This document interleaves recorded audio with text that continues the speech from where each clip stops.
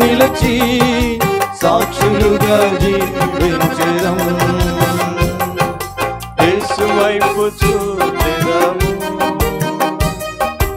ముందుకే సాగెదము. యేసు వైపు చూచెదము, ముందుకే సాగెదము. శ్రమలెన్నో కలిగినా, హింసలెన్నో వచ్చినా, శ్రమలెన్నో కలిగినా, హింసలెన్నో వచ్చినా, పౌలు వలనే మనము ముందుకే సాగుచు సువార్తను చాటిదము. పౌలు వలనే మనము ముందుకే సాగుచు సువార్తను చాటెదము. యేసు వైపు చూచెదము, ముందుకే సాగెదము. యేసు వైపు చూచెదము, ముందుకే సాగెదము. సిలువ మోయుచునే, గురిని చూచుచునే, గమ్యము చేరెదము. సిలువ మోయుచునే, గురిని చూచుచునే, గమ్యము చేరెదము. యేసు వైపు చూచెదము, ముందుకే సాగెదము. యేసు వైపు చూచెదము, ముందుకే సాగెదము. ఇప్పుడు వాక్య ధ్యాన సమయము. ఈ సమయంలో మనం దేవుని యొక్క వాక్యాన్ని వింటున్నాము. కాబట్టి దయచేసి మీరు ఉన్న చోటుని పిల్లలను కూడా మీ దగ్గర కూర్చోబెట్టుకోండి. ఇతరులకు డిస్టర్బెన్స్ అవ్వకోకుండా దయచేసి తగు జాగ్రత్తలు తీసుకోండి. మీ సెల్ ఫోన్స్ ఏదైనా అత్యవసరంలో ఉంటే తప్ప అనవసరంగా ఆన్ చేయకండి. ఆన్లో ఉన్నప్పటికీ దయచేసి మీరు సైలెంట్ మోడ్లో పెట్టుకోవాల్సిందిగా మనం చేస్తున్నాం. రండి దేవుని యొక్క వాక్యం వింటాం.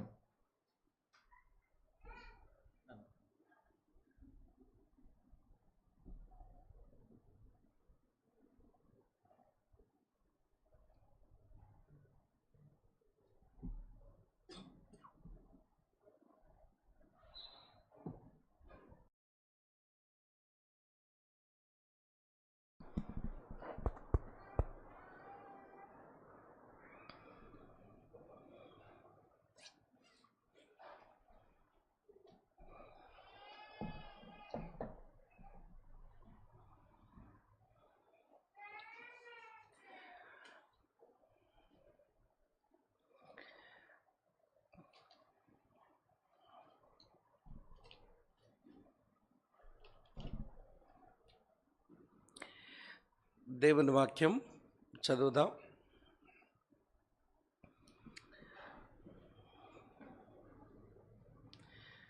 ఫిలిప్పీలకు వ్రాయబడిన పత్రిక 3వ అధ్యాయం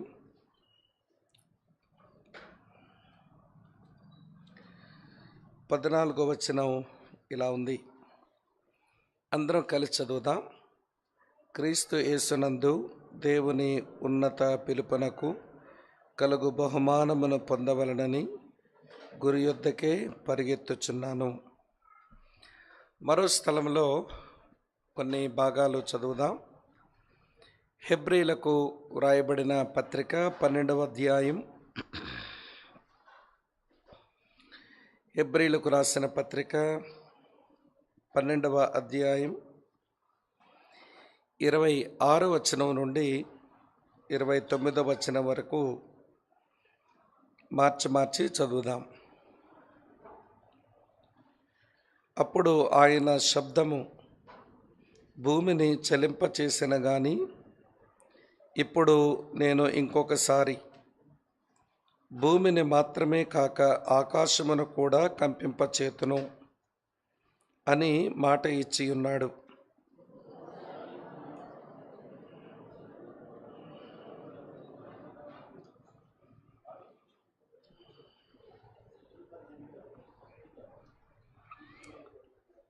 28, 29 వచనాలు కలిసి ఉన్నాయి. తెలుగు బైబిల్లో కలిసి చదువుదాం.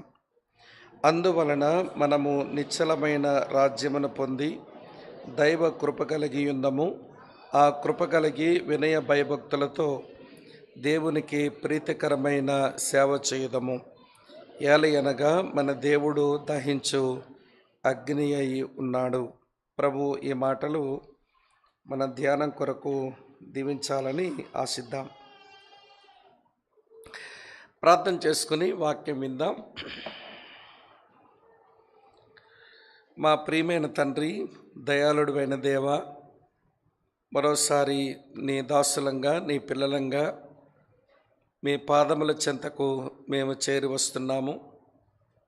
ఈ దినాలలో ఈ ప్రత్యేకమైన కూడికల్లో మా అక్కర కొలది మా అవసరమును బట్టి మీరు మాతో మాట్లాడుతూ వచ్చిన నీ జీవపు మాటల కొరకై మీకు స్తోత్రాలు చెల్లిస్తూ ఉన్నాం. చాలా వాక్య తలంపులు మా మీద దోషారోపణ చేశాయి. చాలా వాక్య తలంపుల దగ్గర మాకు ఎంతో సంతోషం కూడా కలిగింది.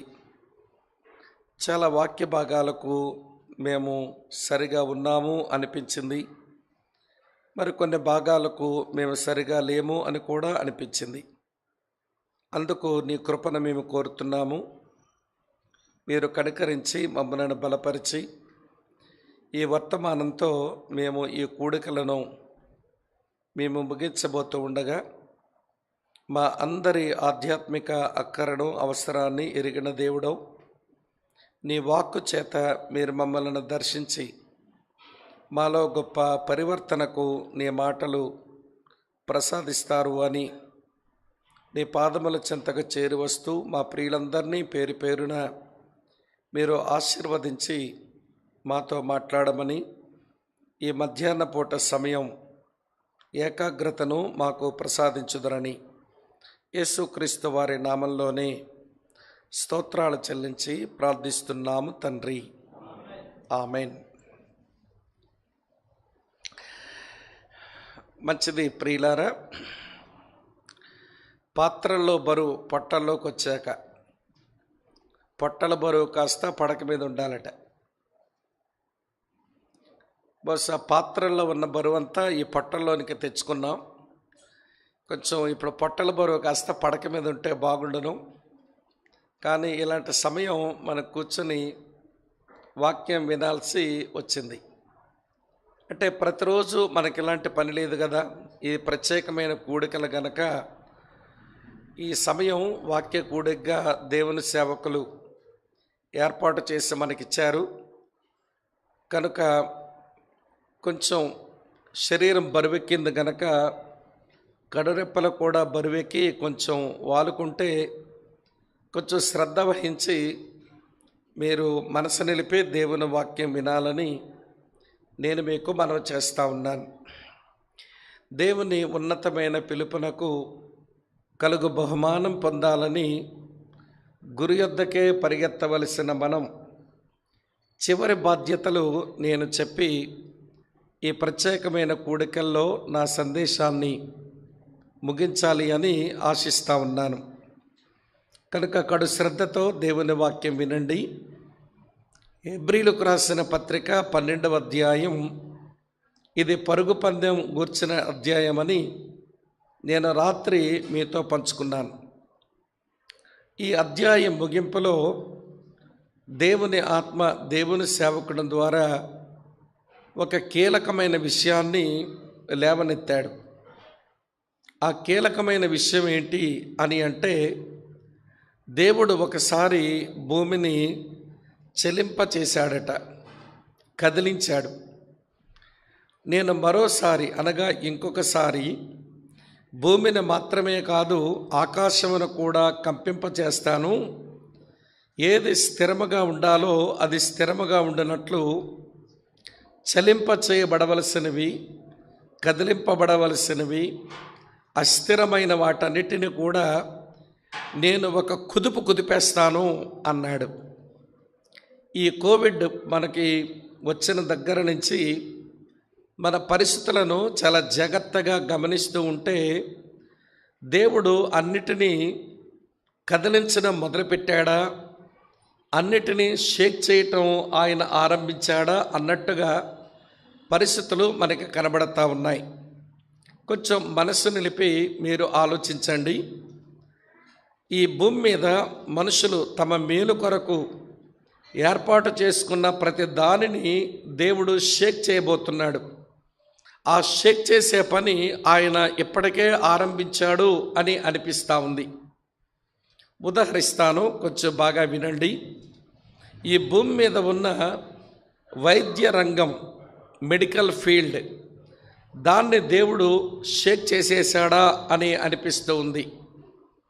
ఈ కోవిడ్ వచ్చిన తర్వాత రోగ నిర్ధారణ చేయడానికి ఎన్ని తిప్పలు పడుతున్నారో వైద్యులు, సైంటిస్టులు కూడా. రోగ నిర్ధారణ చేశారు, కానీ దానికి సరైనటువంటి ట్రీట్మెంట్ ప్రోటోకాల్ ఎలా ఇవ్వాలి అనేది కూడా అర్థం కాని పరిస్థితుల్లో కొట్టుమిట్టాడుతున్నారు వైద్యులు. చేస్తున్నారు వైద్యం, కానీ ఏదో చీకటిలో రాయి విసిరినట్టు, తగ్గితే తగ్గింది, తగ్గకపోతే తగ్గలేదు అన్నట్టుగా ఇచ్చిన వైద్యం అంతా ఈ రోగమునకు సరైన వైద్యమే అందిస్తున్నాము అనేటువంటి భరోసా, ఒక ధీమా, ఒక నిశ్చయితతో వైద్యులు వైద్యాన్ని అందించలేని పరిస్థితుల్లోనికి మనము చేరుకున్నాం. రోగ నిర్ధారణ కష్టమవుతుంది, దానికి ఔషధ సదుపాయం ఇవ్వడం కూడా కష్టమవుతుంది. సరే, ఈ రోగులకు హాస్పిటల్లో ఒక బెడ్ ఇద్దామా అంటే బెడ్లకు కొదువు వచ్చింది. సరే, బెడ్ మీద ఉన్నవాడికి ఊపిరి సలపడం లేదు, ఆక్సిజన్ అందించుదామా అంటే ఆక్సిజన్గా కొరత వచ్చింది. సరిగా చచ్చిపోయేలాగున్నాడు, వీడికి వెంటిలేటర్ మీద పెడదామా అంటే వెంటిలేటర్స్ కూడా కొదువు వచ్చినాయి. మన కళ్ళ ముందు కొన్ని వేల మంది, కొన్ని లక్షల మంది వారి తనువులు చాలించుకొని వెళ్ళిపోతూ ఉంటే ఈ వైద్యులు, ఈ సైంటిస్టులు, వైరాలజీ చదివినటువంటి ఎంతోమంది జ్ఞానులు ఈ రోజున చేతులెత్తి ఇక మేము చేయగలిగిందేమీ లేదు, ఈ వైరస్ ఏంటో అర్థమవ్వడం లేదు, అది క్రమేపీ తీసుకుంటున్నటువంటి ఆ మ్యుటేషన్ అర్థం కాకుండా దాని రూపురేఖలు మార్చుకుని మనుషుల మీద ఈ వైరస్ దాడి చేస్తున్నది, దీన్ని అరికట్టడం మా వల్ల కాదు. ఫస్ట్ వేవ్ అయ్యింది, సెకండ్ వేవ్ కూడా అయ్యింది. ఫస్ట్ వేవ్ కొంచెం భయపెడితే సెకండ్ వేవ్ చాలా భయపెట్టింది, థర్డ్ వేవ్ ఇంకా భయంకరంగా ఉండబోతుంది, ఇంకా ఫోర్త్ వేవ్ కూడా ఉంటుందట. మరి అదేంటో, మరి చివరికి ఏమవుతామో మనకు అర్థం కావడం లేదు. మరి మనుషులకు చక్కని వైద్యం అందించగలిగిన వైద్యులు, దానికి ఔషధం కనిపెట్టవలసినటువంటి ఫార్మసీ డిపార్ట్మెంట్ వాళ్ళు, సైంటిస్టులు, వీళ్ళు అందరూ ఒక్కసారి షేక్ అయిపోయి ఉన్నారు. ఇప్పుడు స్థిరంగా ఇది రోగం, ఇది కారణం, దీనికి వైద్యం ఇది, మనుషులు ఇలా బాగుపడతారని ప్రపంచ దేశాల్లో ఉన్నటువంటి ఏ వైద్య రంగం కూడా చివరికి వరల్డ్ హెల్త్ ఆర్గనైజేషన్ కూడా ఇతిమిద్దంగా రోగ నిర్ధారణ చేయలేదు. దీనికి రోగమునకు ఎదురాడి పోరాడేటువంటి ఔషధాన్ని, వ్యాక్సిన్ను కూడా ఈ వ్యాక్సిన్తో రోగమే పోతుంది అని చెప్పేదానికి అవకాశం లేక కొట్టుమిట్టాడుతున్నారు. ఇది నాకేమి జ్ఞాపకం చేస్తుంది అంటే, దేవుడు వైద్య రంగాన్ని ఒక కుదుపు కుదిపేశాడు. ఒకసారి భూమిని చెలింపచేశాను జలప్రళయ సమయంలో, ఇప్పుడు భూమిని మాత్రమే కాదు, భూమిని, ఆకాశాన్ని నేను కుదిపేబోతున్నాను, చెలింప చేయబోతున్నాను, కదిలించబోతున్నాను. ఏది స్థిరమైనదో అది స్థిరపడినట్లు అస్థిరమైనవన్నిటినీ కూడా నేను కుదిపేస్తానంటున్నాడు. సరే, వైద్య రంగం షేక్ అయింది. సరే, ఆర్థిక రంగం మాట ఏమిటి? ఆర్థిక రంగం మాట ఏమిటి? భూమి మీద ఆర్థిక రంగం బాగుండాలనంటే ఉత్పత్తి, డిమాండ్, మనుషులకు కావలసిన వాటిని సరిగా ఉత్పత్తి చేయాలి. ఉత్పత్తి అయిన దానికి సరిగా డిమాండ్ ఉండాలి. డిమాండ్, ఉత్పత్తి అవి ఇటు అటు అవుతున్న మనుషులకు రెండూ అందుబాటులో ఉన్నప్పుడు ఆర్థిక రంగం చాలా బాగుంటుంది. కానీ ఈ రోజున మనుషులకు కావలసిన వాటికి తగినంత ఉత్పత్తి లేదు, ఉత్పత్తి అయిన వాటిని కొనుక్కోవడానికి తగినంత ఆర్థిక స్తోమత లేదు, దానికి డిమాండ్ లేదు. ఉత్పత్తి ఉంటే డిమాండ్ పడిపోయింది, డిమాండ్ ఉన్నదానికి ఉత్పత్తి లేదు. ఉదాహరణ చెప్తాను వినండి. ఈ కోవిడ్ వైరస్ వచ్చిన తర్వాత పోస్ట్ కోవిడ్లో బ్లాక్ ఫంగస్ అని ఇదొక మాయిదారు రోగం వచ్చింది కదా. ఈ బ్లాక్ ఫంగస్ తగ్గాలనంటే రోజుకి 6 ఇంజక్షన్ల చొప్పున 10 రోజులు 60 ఇంజక్షన్లు వెయ్యాలంట మనకి. మీరు ఎక్కడ ఉన్నారా లేదా? ఏమంటే బ్లాక్ ఫంగస్ రోగం తగ్గాలనంటే రోజుకి 6 ఇంజక్షన్ల చొప్పున 10 రోజులు వెయ్యాలంట 60 ఇంజక్షన్లు.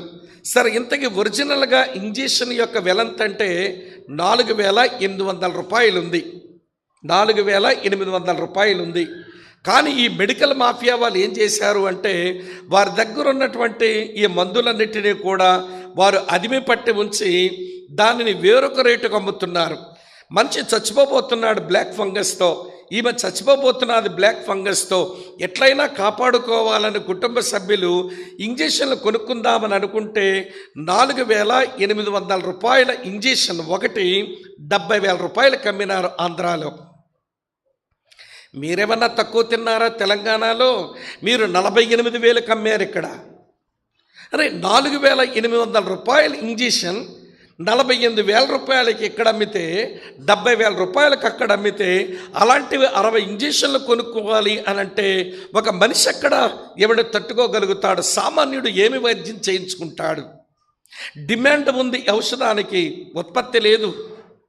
కొన్ని వస్తువులు ఉత్పత్తి అయి ఉన్నాయి, మనుషులకు దాన్ని కొనుక్కోవడానికి జేబులో డబ్బు లేవు. కొంతమందికి ఉద్యోగాలు పోయాయి, మరికొంతమందికి పని దొరకడం లేదు, కొంతమందికి ఇల్లు గడవడం లేదు, భార్యాభర్తల మధ్య పొరపచ్చాలు, పిల్లల్ని చదివించుకోలేకపోతున్నారు. ఈ పరిస్థితులన్నీ కూడా మనకేమి జ్ఞాపకం చేయాలని అంటే దేవుడు ఆర్థిక రంగాన్ని కూడా ఒక కుదిపేశాడు. బైబిల్ ఉన్న మనము కూడా కళ్ళు తెరవకపోతే, వాక్య సత్యాలు తెలిసిన మనం కూడా గ్రహించకపోతే ఇక లోకమేమి తెలుసుకుంటుంది సంగతులు చెప్పండి. దేవుడు చెప్పాడు మనకి, నేను ఒకసారి భూమిని చలింపజేశాను, నేను ఇంకొక మారు భూమిని మాత్రమే కాదు ఆకాశమును నేను చలింప చేయబోతున్నాను. ఏది కదిలించబడకుండా స్థిరంగా ఉండాలో అది స్థిరపడు నిమిత్తం కదిలించబడవలసిన వాటన్నిటినీ కుదిపేస్తాను అన్నాడు ఆయన. కుదపడం మొదలుపెట్టాడు. సరే, వైద్య రంగం కుదిపివేయబడింది, ఆర్థిక రంగము కుదిపివేయబడింది. పోనీ విద్యారంగం సంగతి ఏంటి? కాలేజీస్ తెరిచారా? తెరవలేదుగా. మన పిల్లలు స్కూల్కి కాలేజీకి పోతున్నారా? వెళ్ళడం లేదుగా. పోనీ టీచర్స్ లెక్చరర్స్ వెళ్ళి పాఠాలు చెప్తున్నారా? అది లేదుగా. ఎదురుబొదురుగా ఉండి పాఠాలు చెబితేనే పిల్లలకు అర్థం కావడం కష్టం. అలాంటిది ఆన్లైన్ విద్య ఈ రోజుల్లో వచ్చి చదివేవాడు చదువుతున్నాడు, చదవనివాడు చదవడం లేదు. ఇంకొక విషయం చెప్తాను, పరీక్షలు జరిగాయి ఆ పిల్లలకు, కానీ జరగలేదు. పిల్లలు మాత్రం పాస్ అయ్యారు. ఎట్లా పాస్ అయినామంటే ఒక పిల్లాడు అంటాడు, అన్నా నా 10th క్లాస్ కరోనా పాస్ అన్నాడు. ఏం పాస్ అంటే ఇది? కరోనా పాస్ అంట. ఎవరో చిన్న ఏమంటే వాట్సాప్లో చిన్న పోస్టింగ్ పెట్టారు. అందులో చిన్న పిల్లగాడు ఇలాగా తల కింద చేతులు పెట్టుకొని కాళ్ళ మీద కాలేసుకుని పడుకుని వాడు అంటున్నట్ట కింద ఏమంటే డిస్క్రిప్షన్ ఏమి రాశాడంటే, నేను 10th క్లాస్కి వచ్చే వరకు కరోనా ఉంటుంది కాబట్టి నేను ఎలా ఉన్నా 10th క్లాస్ దాటిపోతానంటున్నాడు వాడు. మీకు అర్థమవుతుందా? కనుక విద్యారంగం ఒక ఏమంటే కుదిపేయబడింది. టీచర్స్ ఏమి చేయలేరు, స్టూడెంట్స్ ఏమి చేయలేరు, కానీ ప్రభుత్వం వీళ్ళు పాస్ చేయాలి. ఎందుకంటే సంవత్సరం దుర్వినియోగం కాకూడదు. మరి చదువు రాని వాడికి, పరీక్షలు కూర్చోలేని వాడికి, పై తరగతులకైతే వెళ్తున్నాడు కానీ వాడికి ఎడ్యుకేషన్ ఏమబ్బింది? ఏం అబ్బలేదు. వీళ్ళ ఫ్యూచర్ ఏమవుతుందో, వీళ్ళ భవిష్యత్తు ఏమవుతుందో. సరే, దాని సంగతి తట్టి పెట్టండి. వైద్య రంగమా షేక్ అయ్యింది, ఆర్థిక రంగమా షేక్ అయ్యింది, విద్యారంగమా షేక్ అయ్యింది, రాజకీయ రంగం ఏమైంది? ఏ రాజకీయ పార్టీ సుస్థిరమైనటువంటి పాలన మనుషులకి ఇచ్చి మనుషుల మన్ననలు పొందబోతుంది చెప్పండి? ఈ పార్టీ బాగుందనే ఓట్లేసాం, కానీ ఆ పార్టీతో మనుషులు సంతోషిస్తున్నారంటే మనుషులకు సంతోషం లేదు. వీడెప్పుడు దిగిపోతాడా, ఈ పార్టీ వాడు ఎప్పుడు ఓడిపోతాడా, ఈ రాజకీయ పార్టీ మంచిది కాదు, ఈ పొలిటీషియన్ మంచివాడు కాదు అని వ్యతిరేకతలు మనుషుల మధ్య పాలకుల మీదకి వచ్చేస్తున్నాయి. అంతెందుకండి, మీరు కేసీఆర్ని వ్యతిరేకించిన వాళ్ళు కాదా మీ తెలంగాణ వాళ్ళు? మా వాళ్ళు జగన్ పాలన చాలా బాగుందని ఈ మధ్య కాలంలో వాళ్ళు కూడా వ్యతిరేకించడం మొదలుపెట్టారు. ఈ మధ్య ఎంప్లాయీస్ ఈ మధ్య టీచర్స్ ఏమండి అన్ని సంక్షేమ పథకాలు ఇచ్చి జగన్ అందరికీ మేలు చేస్తున్నాడు, కానీ ఎంప్లాయీస్ని వదిలేశాడు, మాకు డిఏలు ఇవ్వలేదు, తర్వాత మా ఇంక్రిమెంట్లు రాలేదు, ఇంత భయంకరంగా ఎప్పుడూ జరగలేదు, అక్కడేదో చంద్రబాబు బాగా చేసినట్టు ఇక్కడ జగన్ బాగా చేయలేదన్నట్టు, ఆయన పాలన 3 సంవత్సరాలు కూడా నడవలేదు, కానీ అప్పుడే వ్యతిరేకత వచ్చేసింది.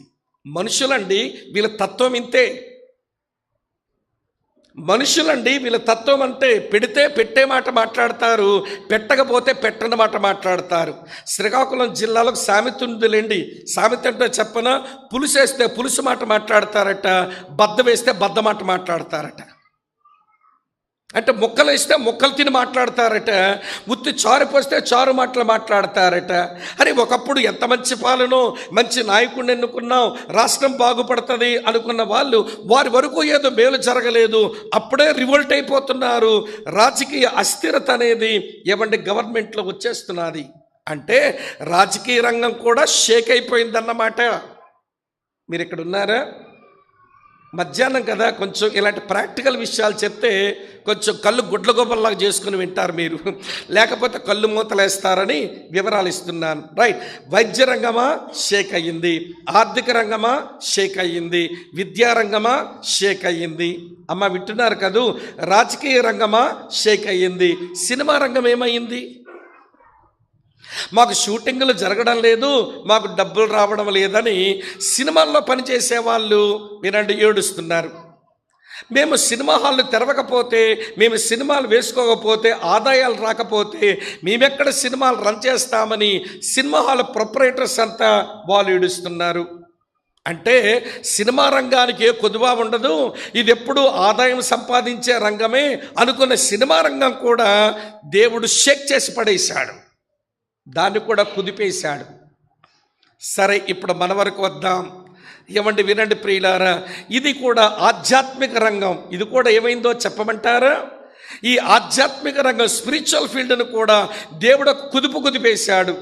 ఆత్మీయ జీవితం గురించి శ్రద్ధ కలిగిన వాడు, నేను నా కుటుంబం ఆధ్యాత్మికంగా బాగుండాలి, మేము దివాలాకోరులం కాకూడదు, దేవుని సంతోషపెట్టాలి, దేవుని చిత్తం చెయ్యాలి, పీకపోయినా దేవుని కొరకే బ్రతుకుతామనే వాళ్ళు ఏదో కొంచెం బాగున్నారు, కానీ నామకార్థ క్రైస్తవులు, బలహీన క్రైస్తవులు, దివాలాకోరులు వారు వెనకడుగులే వేస్తున్నారు.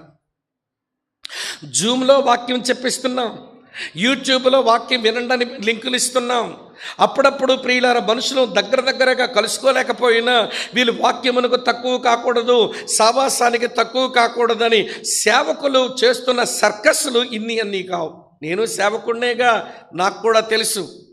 100 మంది ఉంటే 100 మందికి వాక్యం రీచ్ అవ్వాలి, 100 మంది వాళ్ళ కష్టసుఖాలు మాత్రం పంచుకోవాలని, ఫోనులు ఆపకుండా మనుషులతో సంబంధాలు కలిగి ఉండాలని, వారికి ప్రార్థించాలని ఇన్ని ఏర్పాట్లు సేవకులను చేసిన ఈ రోజున సంఘములున్న వాళ్ళు వినండి, జూమ్లోకి వచ్చే వాళ్ళు ఎంతమంది, యూట్యూబ్లోకి వచ్చే వాళ్ళు ఎంతమంది? అంతెందుకండి, జేవియర్ గారి యొక్క ఎవడి ప్రయత్నమో, సంఘ పెద్దలు బాధ్యత గల సహోదరుల ప్రయత్నమో, ఫిజికల్ మీటింగ్ ఏర్పాటు చేసి ఇన్ని రోజులు సావాసానికి దూరంగా ఉన్నాము, ఫిజికల్ గ్యాదరింగ్ లేదు, ప్రత్యేకమైన కూడికలు పెట్టుకొని కొంచెం చైతన్యవంతులం అవుదాము రండి అంటే మన దగ్గర వచ్చిన వాళ్ళు ఎంతమంది? మీ సంఘమంతా వచ్చారంటారా? రారు. ఇది కూడా షేక్ అయిపోయింది. మళ్ళీ ఇప్పుడు సేవకులమైన మేము సేవ ఆరంభించినప్పుడు ఎలాగ మనుషులు మందిరాలకి పిలుచుకొని వారికి ఆసక్తిని కలిగించి రక్షణలోకి నడిపించుకొని ఆదిలో ఎలా పనిచేసామో మళ్ళీ అలాగే పనిచేసుకోవలసిన రోజులకి మేము వచ్చామో మీరు వచ్చారు. అసలు జూమ్లో కూర్చున్న నీవు సరిగా కూర్చున్నవా డివైస్ ముందు? జూమ్ ఏమో ఆన్ చేసావు, అక్కడేమో వాక్యం నడుస్తుంది, నువ్వేమో గిన్నె తోమితివి, నువ్వేమో పడక మీద పడుకుంటేవి, నువ్వేమో పిల్లలతో సంభాషణ పెట్టితివి, నువ్వు వినలేదు.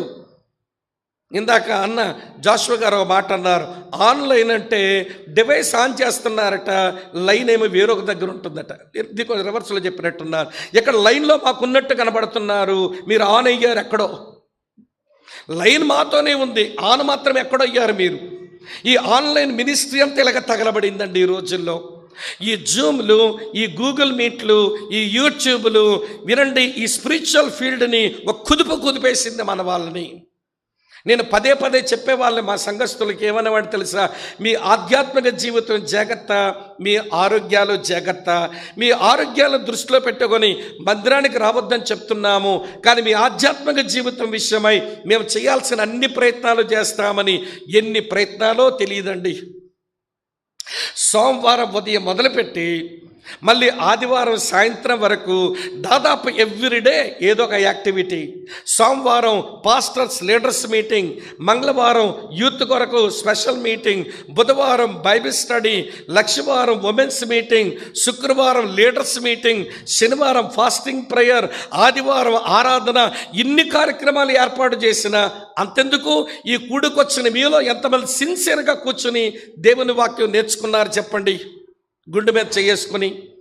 ఎక్కడేమో డివైస్ ఆన్ చేస్తేవి, నీ పని పట్ల నీ ఉంటివి. ఎందుకంటే గాడ్ సర్వెంట్ చూడడం లేదు కదా, ఎట్లుంటే ఏమైందిలే అని చెప్పి.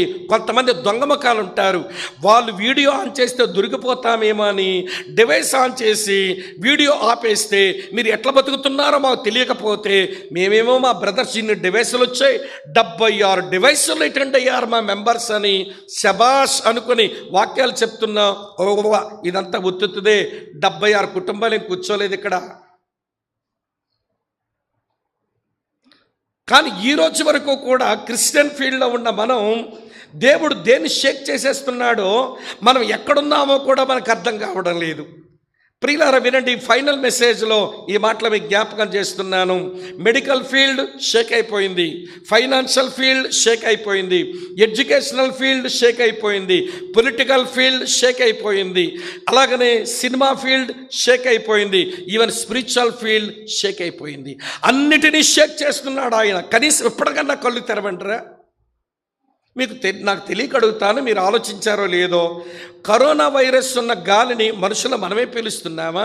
మన ఇంట్లో కుక్క కూడా పీలుస్తుంది కదా అదే గాలి, అది చావట్లేదు కుక్క. మన ఇంట్లో పెంచుకున్న ఆవులు దూడలు అవి కూడా కరోనా వైరస్ ఉన్న గాలి పీలుస్తున్నాయి కదా, అవి ఎందుకు చావడం లేదు? అరే మనం తినేసేటువంటి కోళ్ళు ఉన్నాయి చూసారా, ఏమంటే అవి కూడా కరోనా వైరస్ ఉన్న గాలి పీల్చుకుని బతికాయి కదా, కోళ్ళు ఎందుకు బతికున్నాయి? ఆకాశంలో పక్షులు ఎందుకు బతికున్నాయి? జీవరాశులు ఏమీ ఇబ్బంది పడలేదు కరోనా వైరస్తో. ఇబ్బంది అంతా ఎవడికొచ్చింది అంటే మనకే వచ్చింది. మూతకి చెక్కాలు వేసుకోకపోతే చచ్చిపోతాయేమో అని భయం వేస్తూ ఉంది. చెక్కాలంటే అదేలేండి మాస్కులు. చేతికి శానిటైజర్ రుద్దకపోతే చస్తామేమో అని భయం వేస్తుంది. ఒక బ్రదర్ ఎదురుకొచ్చి దగ్గరకు వచ్చి మాట్లాడితే ఏమంటే ప్రేమగా ఉన్నట్టు ఉంటున్నాం, కానీ దగ్గరికి వచ్చి మాట్లాడేస్తాను. దగ్గరకు ఏముందో ఏటో, ఏ పొట్లో ఏ పాముందో తెలియదు, ఎవరిలో కరోనా ఉందో ఎవరికీ తెలియదు. వినండి, ఇలా మైకులు వాడుతుంటే ఒకరు వాడిన మైక్ మరొక వాడితే, మా విశాఖపట్నం వినండి పిల్లరా, కోర్మనపాలయంలో ఒక మందిరంలో ఏమండి ఒక మైక్ వాడాడు ఒక ఆయన వెనకాల అలాగా 14 వాడారంట మైక్. అదేలేండి 7 వాక్యాలు చెప్తారు కదా గుడ్ ఫ్రైడే రోజుల్లో. వాక్యం ఒకటి చెప్తాడు, ప్రార్థన ఒకటి చేస్తాడు. వాక్యం ఒకరు చెప్తారు, ప్రార్థన ఒకరు చేస్తారు. మీకు విడ్డూరం చెప్పన 14కి వచ్చేసింది కరోనా వైరస్. విచారం ఏంటనంటే గాడ్ సర్వెంట్ చచ్చిపోయాడు. గాడ్ సర్వెంట్ చచ్చిపోయాడు. అందరికీ కరోనా మందిరంలో దాదాపు 60% కరోనా వైరస్ వచ్చేసింది. విశాఖపట్నంలో స్నేహితులారు నోవాటల్లో ఒక గంభీరమైన పెళ్లి చేశారు. ఆ సేవకులు చెప్పారట, ఇది ప్రమాదం, వద్దు అంటే గంభీరంగా చేయాలండి పెళ్లి, 10 సార్లు చేసుకుంటామని బంధువులందరినీ పెళ్లి చేస్తే వినండి 50% మంది కరోనా వచ్చింది. అందులో 20% ప్రియులారా హాస్పిటలైజ్ అయిపోయినారు, కొంతమంది చచ్చిపోయారు. అరే అన్నీ బాగుంటున్నాయి, మనకే వచ్చిందేంటండి ఈ రోగం? అరే దేవుడు మనుషులారా ఆలోచించే శక్తి మీకు నేను ఇచ్చాను, మీ చేతిలో లేఖనాలు ఉంచాను. మీరైనా ఒక్కసారి ఇవన్నీ ఎందుకు జరుగుతున్నాయో కొంచెం కూర్చుని తగలబడండి అంటే కూర్చుని ఆలోచించండి. కూర్చుని ఆలోచించండి. అన్ని రంగాలని కుదుపుతున్నాను, షేక్ చేస్తున్నాను. కాబట్టి ఇప్పుడు మీరు చేయవలసిన పని ఏంటో తెలుసా? మళ్ళీ కదిలిపోతున్నా, కుదిపివేయబడుతున్నా, చెలింప చేయబడుతున్నా, అస్థిరమవుతున్నా వాటిని నమ్ముకోకండి, స్థిరమైన వాటిని హత్తుకోండి. అది హెబ్రీ గ్రంథకర్త చెప్తున్న సందేశం. కదిలించబడుతున్నా, అస్థిరమైన, కుదిపివేయబడుతున్న, అనిశ్చలమైన వాటిని మీరు నమ్మక, స్థిరమైనదేదో నేను ఉంచాను, అవి ఎప్పుడూ స్థిరంగానే ఉంటాయి, దాని కొరకు వెంపర్లాడండి, దాని కొరకు అరులు చాచండి, దాని కొరకు అపేక్ష కలిగి ఉండండి, వాటి కొరకు ఆరాటపడండి. నేను ఈ ఫైనల్ మెసేజ్లో ఏవి స్థిరమైనవో ఒక 4 సంగతులు చెప్తాను. అవి ఎలా స్థిరమైనవో చెప్తాను. దేవుని పిల్లలమైన మనం వాటి దగ్గరే బతుకుదాం, మన చుట్టూ ఉన్న మనుషుల్ని వాటి దగ్గరకే లాగుదాం. ఏవి స్థిరమైనవో 4 చెప్తాను, వాటినే మనం హత్తుకుని బ్రతుకుదాం, మన చుట్టూన్న మనుషుల్ని వాటి దగ్గరకే లాగుదాం. ఇదే మన మీద ఉన్నటువంటి బాధ్యత, ఇదే మన మీద ప్రభువు మోపినటువంటి భారం. ఈ విషయాలను చాలా సీరియస్గా దేవుని పిల్లలుగా ఆలోచించండి. ఒక్కొక్క విషయం కూడా రాసుకోండి. ఏది స్థిరమైనదో, ఏది నిలకడగా ఉంటుందో, ఏది కుదిపివేయబడదో, ఏది కదిలించబడదో అవి 4 చెప్తాను. నెంబర్ 1, మొట్టమొదటి మాట నేను చదువుతున్నాను చూడండి. కీర్తన గ్రంథం నుంచి 45వ కీర్తన 6వ చరణం. కీర్తన గ్రంథం నుంచి 45వ కీర్తన 6వ చరణం నేను చదువుతున్నాను, దయచేసి మీరు గమనించండి. చాలా మంచి మాట. 45వ కీర్తన 6వ చరణం.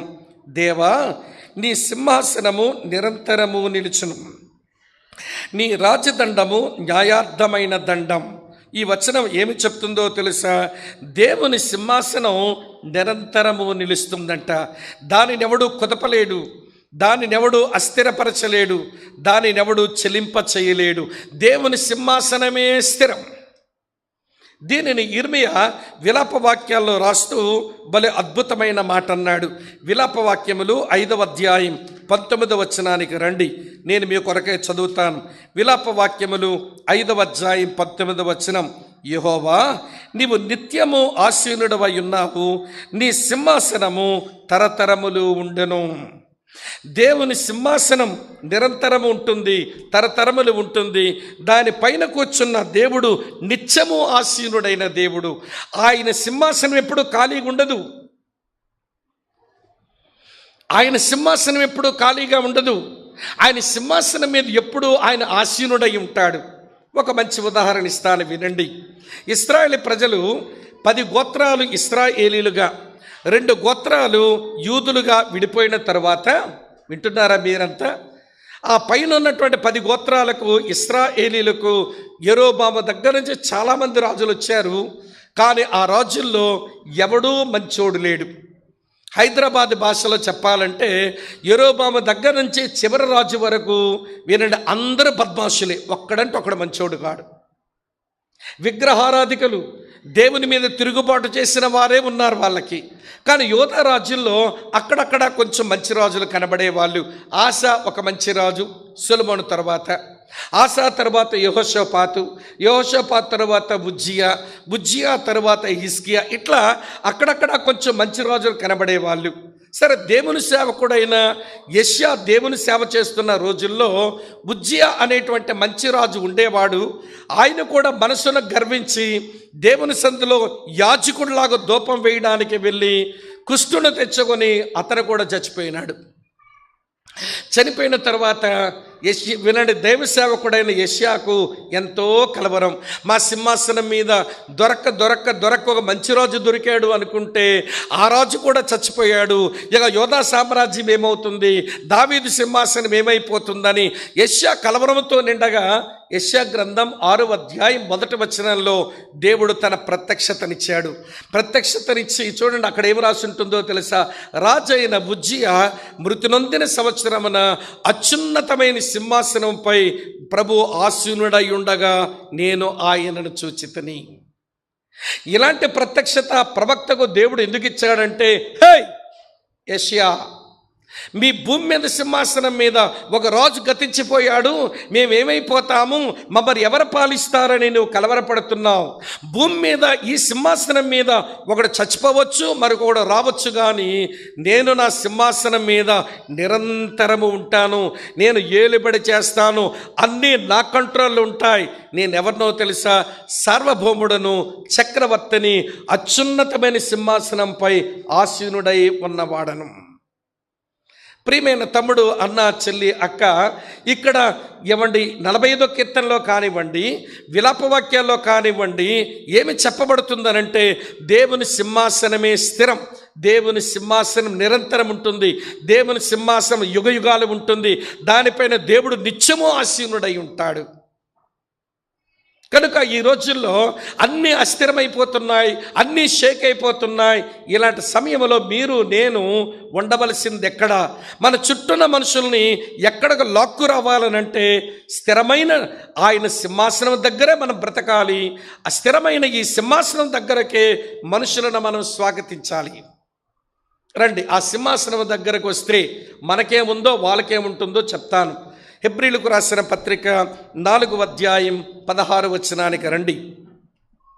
హెబ్రీలకు రాసిన పత్రిక 4వ అధ్యాయం 16వ వచనం చూడండి, ఇలా రాసి ఉంది. చూడండి, అక్కడ ఇలా చదువుతాం. గనుక మనము కనికరింపబడి సమయోచితమైన సహాయము కొరకు కృప పొందునట్లు ధైర్యముతో కృపాసనము యొద్దకు చేరుదము అన్నాడు. రండి, ఈ కృపా సింహాసనం దగ్గరకు వద్దాం. ఎందుకో తెలుసా? ఈ సింహాసనం దగ్గరకు ఎవరైతే వస్తారో ఇక్కడ 3 ప్రయోజనాలు ఉన్నాయి. ఇది తెలిస్తే ఈ సింహాసనానికి ఇక దూరంగా బ్రతకం. మనమును, మన కుటుంబాలను, మన చుట్టూ ఉన్న మనుషుల్ని ఈ సింహాసనం దగ్గరకు మనం స్వాగతించగలుగుతాం. ఏముందట ఈ సింహాసనం దగ్గరకు వస్తే? మొదటి మాట, కృప పొందవచ్చట. అమ్మ, వింటున్నారు కదూ? ఏమి పొందవచ్చు? కృప పొందవచ్చు. ఈ రోజున విశ్వాసులమైన మనకు లేదా అవిశ్వాసులైన బయట వారికి అందరికీ కావలసిందేంటో తెలుసా? దేవుని కృప. దేవుని కృప. కృపగాని పొందారంటే ఇంకేమొస్తుందో చెప్తాను మీకు వరుసగా. చూడండి ప్రియులారా, తిమోతికి రాసిన 2వ పత్రిక 2వ అధ్యాయం 1వ వచనంలో పౌలు తిమోతితో చెప్తాడు, నా కుమారుడా, క్రీస్తు యేసునందున్న కృపచేత బలవంతుడు కమ్ము అన్నాడు. క్రీస్తు యేసునందు కృపచేత బలవంతుడు కమ్ము అన్న కృప మనుషులను బలపరుస్తుంది. కనుక మనం దేవుని కృపాసనము యొద్ద ఉంటే మీరు నేను బలపరచబడే అవకాశం ఉంటుంది అని మీరు గమనించాలి. ఇదొక మాట. మరో మాట చూపిస్తాను రండి. తెస్సలోనికీయులకు రాసిన 2వ పత్రిక 2వ అధ్యాయం 16-17 వచనాలు చూడండి. తెస్సలోనికీయులకు రాసిన 2వ పత్రిక 2వ అధ్యాయం 16-17 వచనాలు చూడండి. మన ప్రభువైన యేసుక్రీస్తును మనలను ప్రేమించి కృపచేత నిత్యమైన ఆదరణయు శుభ నిరీక్షణయు అనుగ్రహించిన తండ్రి అయిన దేవుడు అని రాసి ఉంది. ఈ వచనంలో 2 ప్రయోజనాలు ఉన్నాయి దేవుని కృపచేత. మొదటి ప్రయోజనం నిత్యమైన ఆదరణ, ఎటర్నల్ కంఫర్ట్. మనుషులమైన మనం కృంగిన సమయాలు మనకు వచ్చినప్పుడు మీకైనా నాకైనా మనందరికీ ఆదరణ కావాలి. మన ఆదరణ కొరకు సహజంగా మనుషుల వైపు చూస్తుంటాము, మనుషులు మనల్ని ఆదరిస్తుంటారు. కానీ అది నిత్యమైన ఆదరణ కాదు, అది తాత్కాలికమైన ఆదరణ. ఇలా జ్ఞాపకం చేస్తాను. మనమేదో కష్టాల్లో ఉన్నామని, మనమేదో ఇరుకులో ఉన్నామని, ఇబ్బందుల్లో ఉన్నామని ఆదరించడానికి ఎవరో వచ్చి, అయ్యో మీకు ఇలాంటి కష్టం వచ్చిందా అండి, ఏం భయపడకండి, మేం ప్రార్థన చేస్తాం, మేము ఉన్నాం కదా, దేవుడు కార్యం చేస్తాడు, ధైర్యంగా ఉండండి, బాధపడకండి అని వాళ్ళు ఏడుస్తుంటే ఏమండి 2 ముసల కన్నీరు కాచి ఏడుపు కూడా రాపోతే కొంచెం నీళ్ళు తడిపెట్టేసుకొని వాళ్ళతో ఏడ్చినట్టుగా నటించేసి వాళ్ళు ఆదరించినట్టుగా ఉండి కొంచెం బయటికి వెళ్తారు. బయటికి వెళ్ళి వాళ్ళు ఏమంటారో తెలుసా? మనం అనుకున్నాం మా విశ్వాసులు, మా సంఘస్థులు, మా నేస్తాలు, మా స్నేహితులు ఎంత బాగా ఆదరించారు అనుకుంటే వాళ్ళు ఆదరించాలా బయటికి వెళ్ళి ఈవిడ గారు ఇంకొక ఆవిడతో ఏమంటారో తెలుసా? దీనికి ఎప్పుడో ఇలా జరుగుతుంది అనుకున్నాను, దీనికి రావాల్సిందే వచ్చింది, నా కడుపు నిండిపోయింది, దీనికి ఇలాగే అవ్వాలి, దేవునికి స్తోత్రం అంది మొదనష్టపదాయి. ఆ మాటలు నీ చెవిలో పడ్డాయి. ఇదివరకు ఏమనుకున్నావు? మా సహోదరి ఎంత బాగా నన్ను ఆదరించిందో అని సంతోషించావు. కానీ బయటకు వెళ్ళి శాపనార్థాలు పెడుతుంది నీ మీద. నీకు వచ్చిన కష్టం రావడమే న్యాయం అంటుంది, అందులో ఆమె ఆనందిస్తుంది, నీ ఆదరణ అంతా ఆవిరైపోతుంది. మనుషులిచ్చే ఆదరణలు ఎప్పుడు ఇలాగుంటాయి. అందుకే మనుషులిచ్చేటువంటి ఆదరణ టెంపరల్ కంఫర్ట్, దేవుని కృప మనకిచ్చే ఆదరణ ఎటర్నల్ కంఫర్ట్, నిత్యమైన ఆదరణ కృపలో వస్తుంది. ఆ కృప కాస్త దేవుని సింహాసనం దగ్గర దొరుకుద్ది. రండి, ఈ కష్టమైన రోజుల్లో, ఈ జటిలమైనటువంటి రోజుల్లో, భయోందోళనలు కలిగించేటువంటి ఈ కోవిడ్ రోగం ఏలుబడి చేస్తున్న రోజుల్లో దేవుని సింహాసనం దగ్గరకు రండి. ఆ సింహాసనం దగ్గర కృప దొరుకుతుంది గనక కృపచేత బలపరచబడతాము, కృపచేత నిత్యమైన ఆదరణ పొందుతాము. ఇక్కడ మరో మాట ఉంది, అదేంటో తెలుసా? బ్లెస్సెడ్ హోప్, శుభప్రదమైన నిరీక్షణ. శుభప్రదమైన నిరీక్షణ. నేను ఒక బ్రదర్ అండ్ గాడ్ సర్వెంట్ నేను చూశాను. ఆయనకి ఊపిరి సలపడం లేదు. వినండి, అతని ఆక్సిజన్ లెవెల్స్ పడిపోతున్నాయి. అతన్ని హాస్పిటల్లో పెట్టి ఉంచారు. ప్రియులారా వినండి, అతను హాస్పిటల్లో చేస్తున్న పని ఏంటనంటే అప్పుడప్పుడు మాస్క్ తీసి పక్కనున్న వాళ్ళని ధైర్యపరిచి వాళ్ళకి సువార్త చెప్పి మాట్లాడుతుంటే, సార్ మీరు చచ్చిపోయేలాగా ఉన్నారు కదా, మీరేంటి ఇప్పుడు ఈ మాటలు చెప్తున్నారంటే, నేను చచ్చిపోతే నా ప్రభు దగ్గర వెళ్తానండి, నాకేమీ భయం లేదు, కనుక మీరు చచ్చిపోయి నరకానికి వెళ్ళకూడదని ఈ బిడ్డ వాళ్ళకి ఆ బిడ్డ వాళ్ళకి సువార్త చెప్తున్నట్ట. మాకు తెలిసిన సహోదరుడు ఉన్నాడు ఇక్కడ హైదరాబాద్లో, ఇమ్మాన్యుయల్ హౌస్ ఆఫ్ వర్షిప్లో ఉంటాడు ఆ తమ్ముడు. ప్రియుల, ఇమ్మాన్యుయల్ హౌస్ ఆఫ్ వర్షిప్లో ఉంటాడు ఆ బ్రదర్, మాకు చాలా సన్నిహితుడు. ఆయన పేరు అలెగ్జాండర్. ఏమంటే అతను చేసే పని చెబుతుంటే భలే సంతోషం అయిపోయింది. ఇక్కడే కరోనాతో ప్రాణాలు పోయే పరిస్థితికి వచ్చేసాడు హైదరాబాద్లో. అన్న, నేను వెంటిలేటర్ మీదకి వెళ్ళాను కానీ, నేను చచ్చిపోయే పరిస్థితికి వెళ్ళాను కానీ, నాతో పాటు రోగులైన వారందరికీ సువార్త చెప్పానన్నా, వారు రక్షణ అనుభవంలోకి నడిపించాను. నేను చచ్చిపోయినా పర్వాలేదు అనుకున్నాను, దేవుడు బతికించి మళ్ళీ తెచ్చాడు. అరే, ఎక్కడి నుంచి పుట్టింది ధైర్యం? ఎక్కడి నుంచి వచ్చింది నిబ్బరం? ఎక్కడి నుంచి వచ్చింది నిశ్చయత? అంటే అతను దేవుని కృపను బట్టి శుభప్రదమైన నిరీక్షణ కలిగిన వాడు కనుక, చచ్చిపోతే ప్రభు దగ్గర ఉంటాను, బతికుంటే ఆయన కొరకు బ్రతుకుతానని ఒక భరోసాతో బతికాడు గనక చావులో కొంతమందికి సువార్త చెప్పుకోగలిగాడు. మీరు ఇక్కడ ఉన్నారా? మనకేమో ఎలా చచ్చిపోతాను, ఏమైపోతాను, ఊరికే మదన పడిపోతాం. మనం ఎంత ఇలా బాధపడినా మిగిలిపోం, నువ్వు చచ్చిపోవడం ఖాయం. అందుకే నేను అప్పుడప్పుడు అడుగుతుంటాను, ఏమని అడుగుతాను తెలుసా? నువ్వు ఎలా చావాలనుకుంటున్నావని. మా వాళ్ళు కొల్లు మండిపోద్ది. శుభం కొర్రా పెళ్ళికొడు కంటే బందిట్లో బోడిపిల్ల అన్నాడట వెనకటికి ఎవడో. శుభం కొర్రా పెళ్ళికొడు కంటే పందిట్లో ఈ పిల్ల బోడిపిల్ల అన్నాడంట. అలాగా ఏదో వాక్యం చెప్తాడన్నా, ఏదో ఆదరిస్తాడంటే కలుసుకున్న ప్రతిసారి, బ్రదర్ వాళ్ళు రక్షించబడ్డం వల్ల నాకు తెలుసు అండి, వాళ్ళు రక్షణ నిశ్చేత కలిగిన వారు తెలుసు, మళ్ళీ రక్షించబడ్డావా లేదా రక్షణ నిశ్చేత కలిగి ఉన్న ఈ మాట అడగక్కర్లేదు. నేను అడగాల్సిన తర్వాత ప్రశ్న ఏంటో తెలుసా? Brother, how do you will die? Brother, నువ్వు ఎలా చావాలనుకుంటున్నావు అని అడుగుతాను. మా వాళ్ళకు ఒళ్ళు మండిపోతూ ఉంటుంది. గాడ్ సర్వెంట్స్ కొంతమంది లోపల సనుక్కుంటున్నారట. అందులో ఒక ఆయన వచ్చి అన్నాడు, అన్న మీరు ప్రశ్న అడగగానే సేవకులంతా మీ మీద బలి ఆయాసం పెట్టుకున్నారని అన్నాడు. నేనేం అడిగాను తమ్ముడు అన్నా, నేను అమ్మాయికి ఎలా చావాలనుకుంటున్నారని అడిగావు, అదేంటన్నా ప్రశ్న అన్నారు. పోనీ నేను అడగను, మిగిలిపోతారా ఇల్లు? మాట్లాడరే. నేను అడిగినా చస్తారు, నేను అడగకపోయినా చస్తారు. కానీ నీ చచ్చేదేదో సిగ్గుపడనక్కర్లేని చావు. సిగ్గుమాలిని చావడం కంటే, సిగ్గుపడనక్కర్లేని చావు. లాజరు చనిపోయాడు, సిగ్గుపడనక్కర్లేని చావు. ధనవంతుడు చచ్చాడు, సిగ్గుమాలిని చావు. అన్నయ్య సప్పీరా చచ్చారు, సిగ్గుమాలిని చావు. స్టెఫను చచ్చాడు, సిగ్గుపడనక్కర్లేని చావు. బైబిల్లో ఉన్నాయండి ఇవన్నీ. శుభప్రదమైన నిరీక్షణ కలిగిన వారు సిగ్గుపడనక్కర్లేని చావు చేస్తారు. కారణం, వారికి శుభప్రదమైన నిరీక్షణ ఉంది. దేవుని కృప బలమిస్తుంది, బలపరుస్తుంది. దేవుని కృప నిత్యమైన ఆదరణ ఇస్తుంది. దేవుని కృప శుభప్రదమైన నిరీక్షణ ఇస్తుంది. కనుక అన్నీ షేక్ అయిపోతున్న రోజుల్లో మనం దేవుని సింహాసనాన్ని ఎత్తుకోవాలి. ఆయన సింహాసనం వాతావరణంలో పెరగాలి. ఆయన సింహాసనం దగ్గర మనకు కృప దొరుకుతుంది. ఆ కృపలో 3 ప్రయోజనాలు మీకు చెప్పాను. ఇంకొక ప్రయోజనం చెప్తాను చూడండి. 1 కొరింథీ పత్రిక 15వ అధ్యాయం 10వ వచనం. 1 కొరింథీ పత్రిక 15వ అధ్యాయం 10వ వచనం ఏమి రాసింది? అయినను నేను ఏమై ఉన్నానో అది దేవుని కృప వలననే అయ్యున్నాను. అందరికంటే ఎక్కువగా ప్రయాసపడ్డాను. ప్రయాసపడింది నేను కాదు, నాకు తోడయ్యున్న దేవుని కృపయే అన్నాడు. అంటే పౌలంటాడు, దేవుని కృప దేవుని కొరకు బ్రతకడానికి, దేవుని సేవ చేయడానికి సామర్థ్యం ఇస్తుందన్నమాట. నేను ఏమై ఉన్నానో దేవుని కృప వలన ఉన్నాను.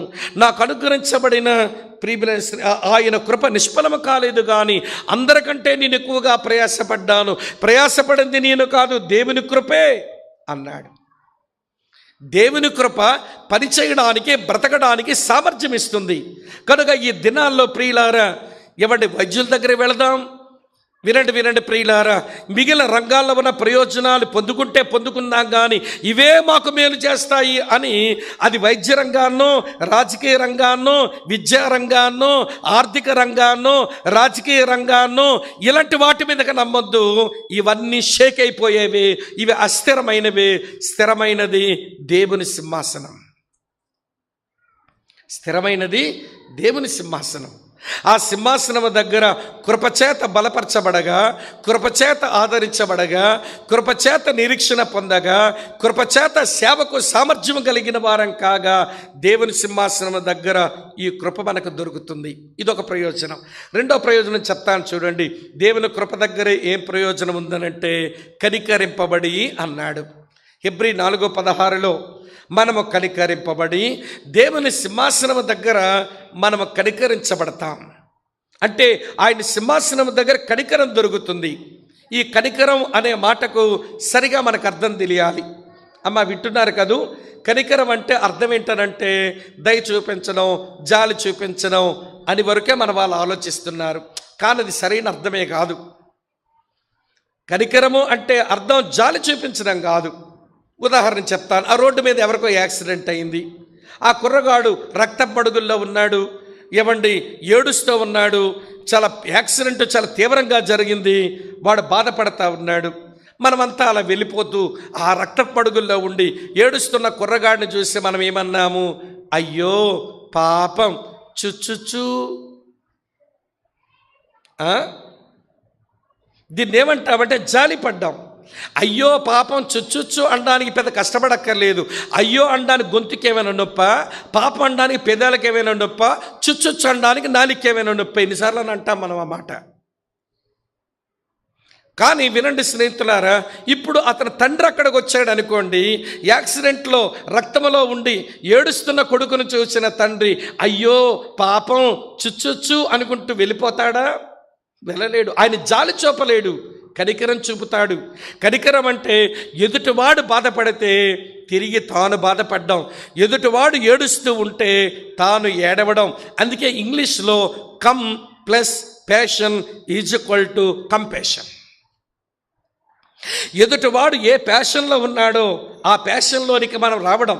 ఈ కృపా సింహాసనం దగ్గర కృప దొరకడంతో పాటు ఆ సింహాసనం మీద ఉన్న మన ప్రభు కనికరం చూపుతాడు. అంటే మనం బాధపడితే మనతో బాధపడతాడు, మనం ఏడుస్తుంటే మనతో ఏడుస్తాడు. మనం నమ్ముకున్న మన ప్రభు మనం బాధపడితే బాధపడేవాడు అని మనం ఎరుగుదమా? చూపిస్తాను చూడండి. యెషయా గ్రంథం 63వ అధ్యాయంలో ఇలా రాసి ఉంది. యెషయా గ్రంథం 63వ అధ్యాయం నేను చదువుతున్నాను చూడండి మిత్రులారా, మంచి మాట. 9వ వచనం చూడండి. యెషయా గ్రంథం 63వ అధ్యాయం 9వ వచనం ఇలా ఉంది. వారి యావత్ బాధలో ఆయన బాధ నొందెను. ప్రియమైన అక్క చెల్లి, ప్రియమైన తమ్ముడు అన్న, ఏమైనా బాధలు నిన్ను బాధ పెడుతూ ఉంటే ప్రభువును నమ్మిన నీవు ఒక్కడవే బాధపడుతున్నావు అనుకోవద్దు. నీవు పొందిన యావత్ బాధలో ఆయన బాధ నొందే దేవుడు. అలాగనే మనం ఏడుస్తూ ఉంటే మనతో కలిసి ఏడుస్తాడు ఆయన. మరియతో ఉన్న యూదులు ఆ లాజరు సమాధి దగ్గర ఏడుస్తూ ఉంటే బైబిల్లో ఆ మాట మనం ఎరుగుదాం. యేసు కన్నీళ్లు విడిచెను. బాధపడితే కలిసి బాధపడేవాడు, ఏడుస్తూ ఉంటే ఏడ్చేవాడు ఎక్కడున్నాడనంటే కృపాసింహాసనం మీద ఉన్నాడు. ఆయన కనికరం చూపడం వచ్చును.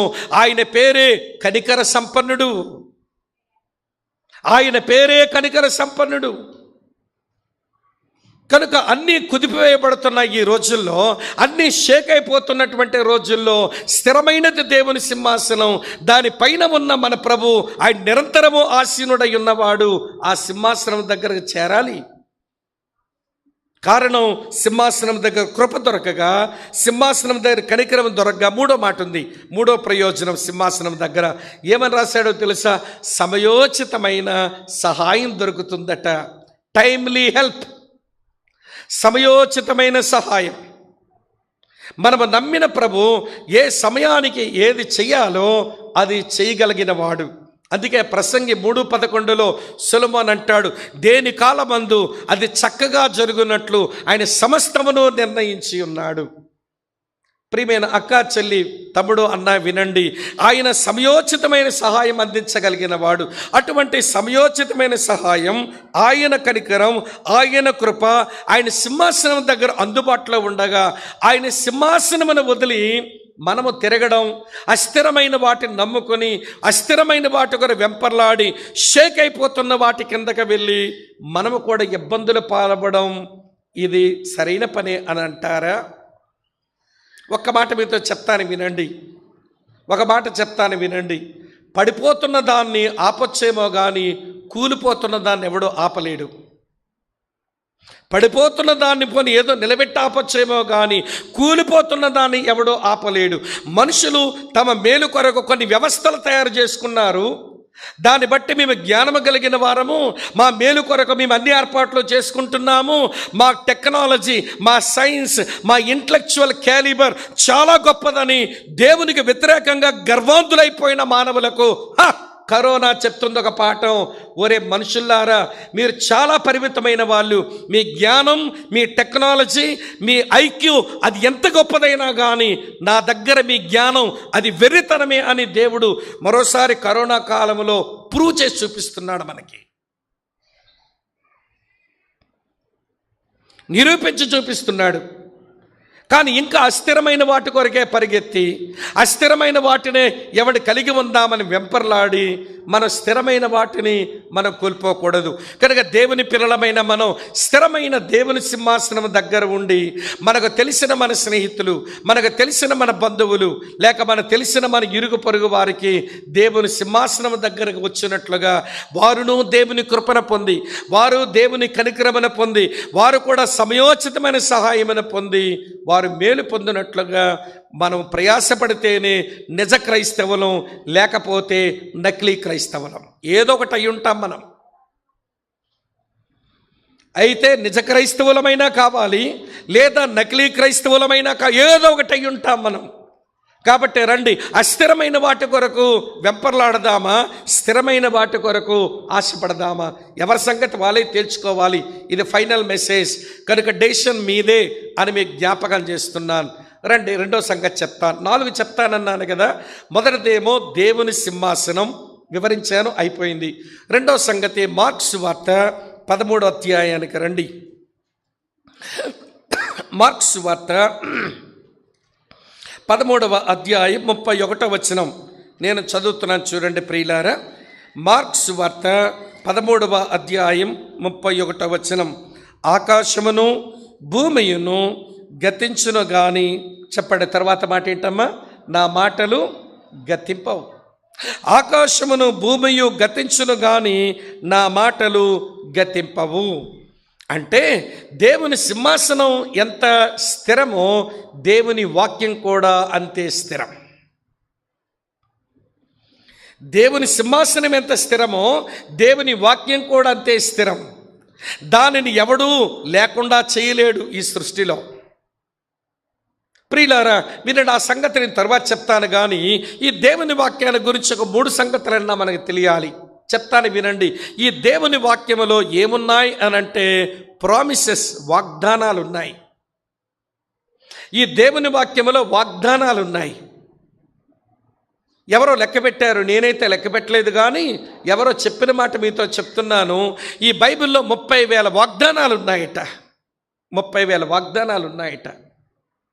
మనం ఏం చేయాలి? వాగ్దానాలు పేతురు రాసిన 2వ పత్రిక 1వ అధ్యాయం 4వ వచనం ప్రకారం వినండి. ఈ వాగ్దానాల మూలముగా లోకములో ఉన్న భ్రష్టత్వం నుంచి మనల్ని మనం తప్పించుకొని దేవుని స్వభావంలో పారివాళం కావాలి. అందుకు దేవుడు వాగ్దానాలు ఇచ్చాడు. అంతేగాని వాగ్దాన కాగితం తీసుకుని, రాత్రి చెప్పాను, వాగ్దాన కాగితం తీసుకొని దేవుడు వాగ్దానం ఇచ్చాడు అని తీసుకొని ఎవడప్పుడప్పుడు టైం చూసుకొని,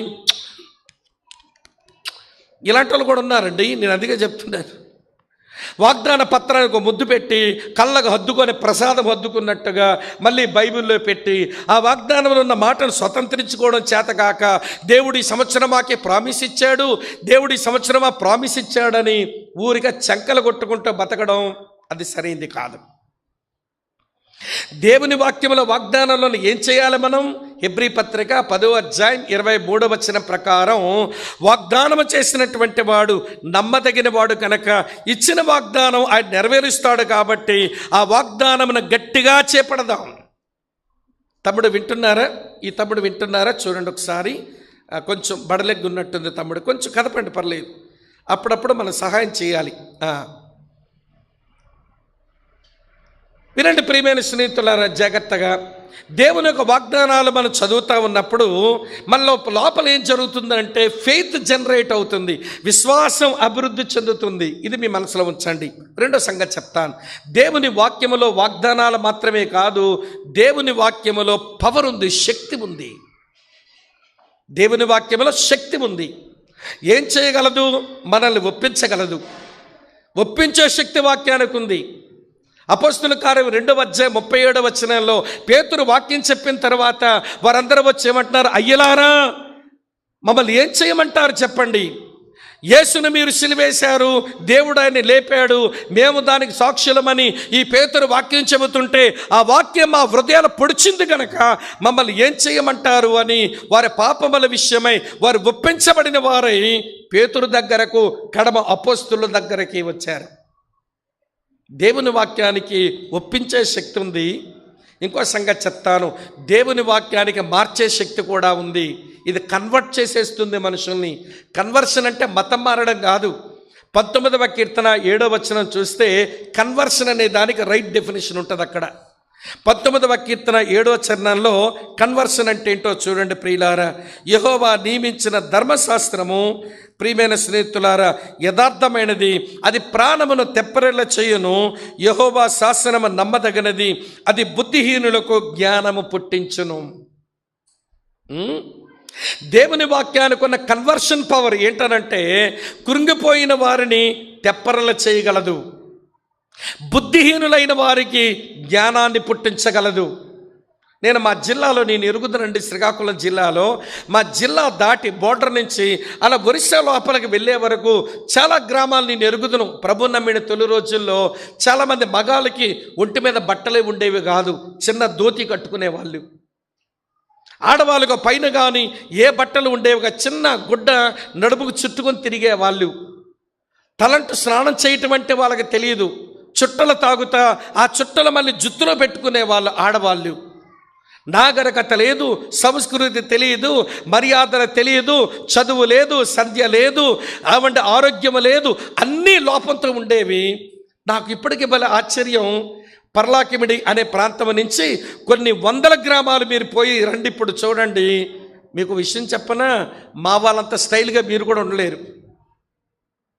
ఆడవాళ్ళు ఎంత నాజుగ్గా చీరలు కట్టుకొని డిగ్నిఫైడ్గా కనబడతారో, మగాళ్ళు ప్యాంటు చొక్కాలు వేసుకొని ఎంత హోందా కనబడుతున్నారో.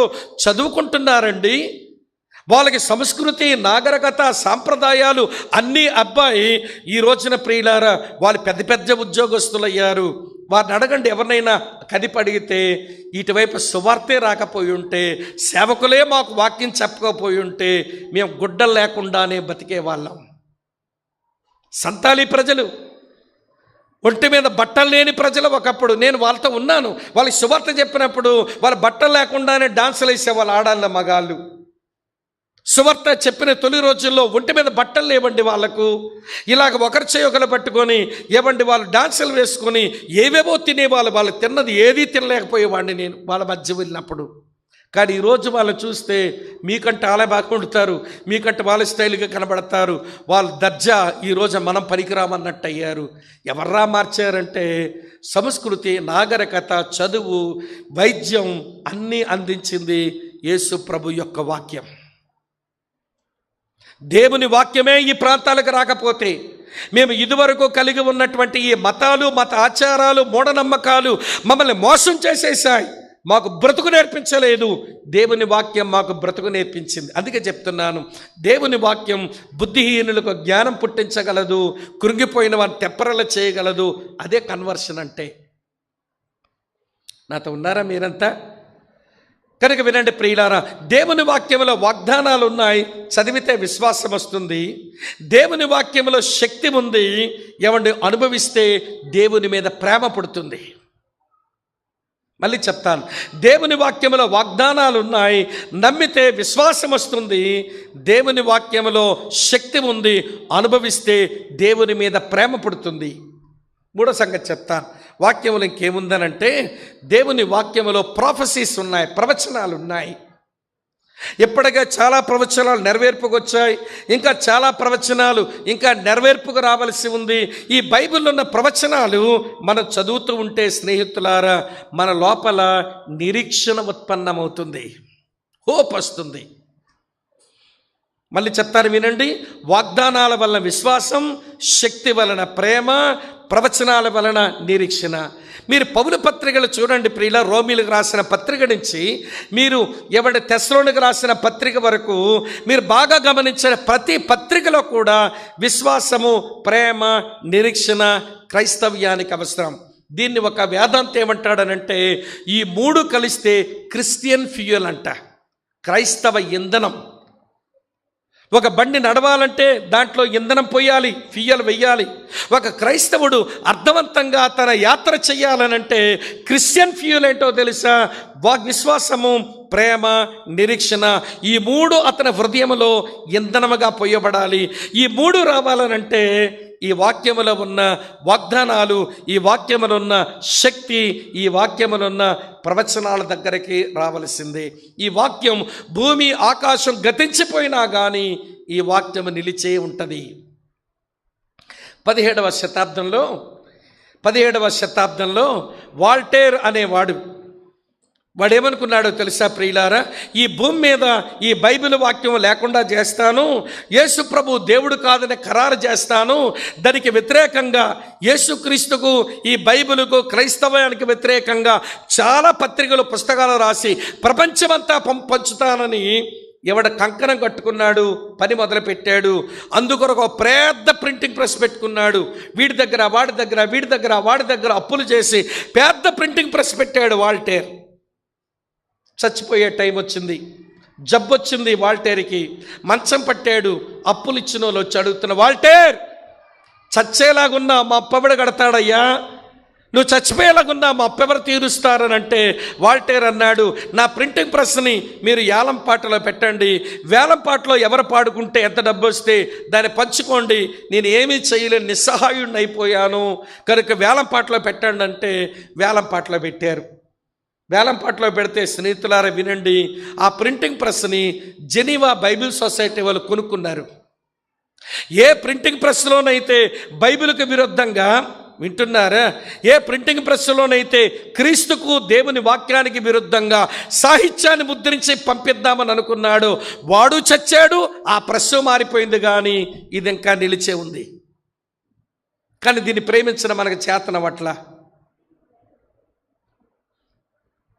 వినండి ప్రియులారా, నేను తెలుగు వాళ్ళు మిగిలిన అన్ని భాషల్లో ఉన్న క్రైస్తవుల కంటే తెలుగు క్రైస్తవులు, తెలుగు భాష వాళ్ళు ఈ బైబిల్ ఇంకెక్కువ ప్రేమించాలంటాను నేను. ఎందుకంటే ఈ బైబిల్ తర్జుమైన తర్వాత తెలుగులోని 3 సార్లు కాలిపోయింది ప్రింటింగ్ అవ్వకుండా. తెలుసా మీకు? బెంజమిన్ షుల్జ్ అనేటువంటి ఆయన చెన్నైకి వచ్చి తెలుగు వాళ్ళకి దేవుని వాక్యం కావాలని బైబిల్ తెలుగులో తర్జుమా చేశాడు. ఆయన డస్క్లోనే పేపర్లు ఉండిపోయినాయి. ఆయన గతించిపోయినసరికి వినండి, ఆ పేపర్లు ఎవడికి అర్థం కాక కాల్చేశారు. ఒకసారి తెలుగు ట్రాన్స్లేషన్ కాలిపోయింది. తర్వాత డాట్స్ అనేటువంటి మరొక లండన్ మిషనరీ, ఆయన ఈ తెలుగు వాళ్ళకి బైబిల్ కావాలని ఆయన కూడా తర్జుమా చేశాడు. ఎవడి పేపర్లన్నీ ఉన్నాయి, ఆయన పిలుపొచ్చింది, వెళ్ళిపోయాడు స్వదేశానికి. ఆయన డస్క్లో ఉన్న పేపర్లు ఏంటో అర్థం కాక దాన్ని 2వ కాల్చేశారు. విలియం కేరీ ఒకసారి బైబిల్ తర్జుమా చేసి తెలుగులో ట్రాన్స్లేషన్ చేసి సిద్ధంగా ఉంచాడు. కొద్ది రోజుల్లో ప్రింటింగ్ మొదలు పెడతాడు. విలియం కేరీ ప్రింటింగ్ ప్రెస్ అంతా తగలబెట్టేస్తే తెలుగు ట్రాన్స్లేషన్ వాటితో కాలిపోయింది. 3 సార్లు తెలుగు బైబిల్ తర్జుమైన తర్వాత కాలిపోయింది. అటు తరువాత ప్రియులారా, ఆనాటి పెద్దలు ఆలోచించి ఒక దగ్గర కాదు ఇది బైబిల్ తయారవ్వడం. కర్నూలులో ఒక గుంపు, నెల్లూరు వైపు ఒక గుంపు, గుంటూరు దగ్గర ఒక గుంపు, దోర్నకల్ దగ్గర ఒక గుంపు, విశాఖపట్నంలో ఒక గుంపు, ఇన్ని గుంపులకు కొన్ని భాగాలు పంచుకొని వారు ట్రాన్స్లేట్ చేసి అవన్నిటినీ తీసుకుని వచ్చి బైబిల్ సొసైటీ ఆఫ్ ఇండియా వాళ్ళకి, బెంగళూరు వాళ్ళకి ఇస్తే దాన్ని సంకలనం చేసి ఐక్యపరిచి వారు బైబిల్ని తయారు చేసి ఇచ్చారు. మొట్టమొదటి తెలుగు బైబిల్ పేరు ఈశ్వర గ్రంథం. ఈశ్వర గ్రంథం. కానీ ఈరోజున తెలుగు వాళ్ళకి ఏమంటే ఇలాంటి అసెంబ్లీస్లో బైబిల్ను గౌరవించాలి, వాక్యమే దేవుడు అని చెప్పి బైబిల్ పైకెత్తించి బైబిల్ పాట పాడించి దేవుని వాక్యాన్ని ప్రేమించండి. అంకుల్ జీజాన్ గారు పాట రాశారు, వేద పుస్తకమా వేద పుస్తకమా తరగని నిధి నీవే,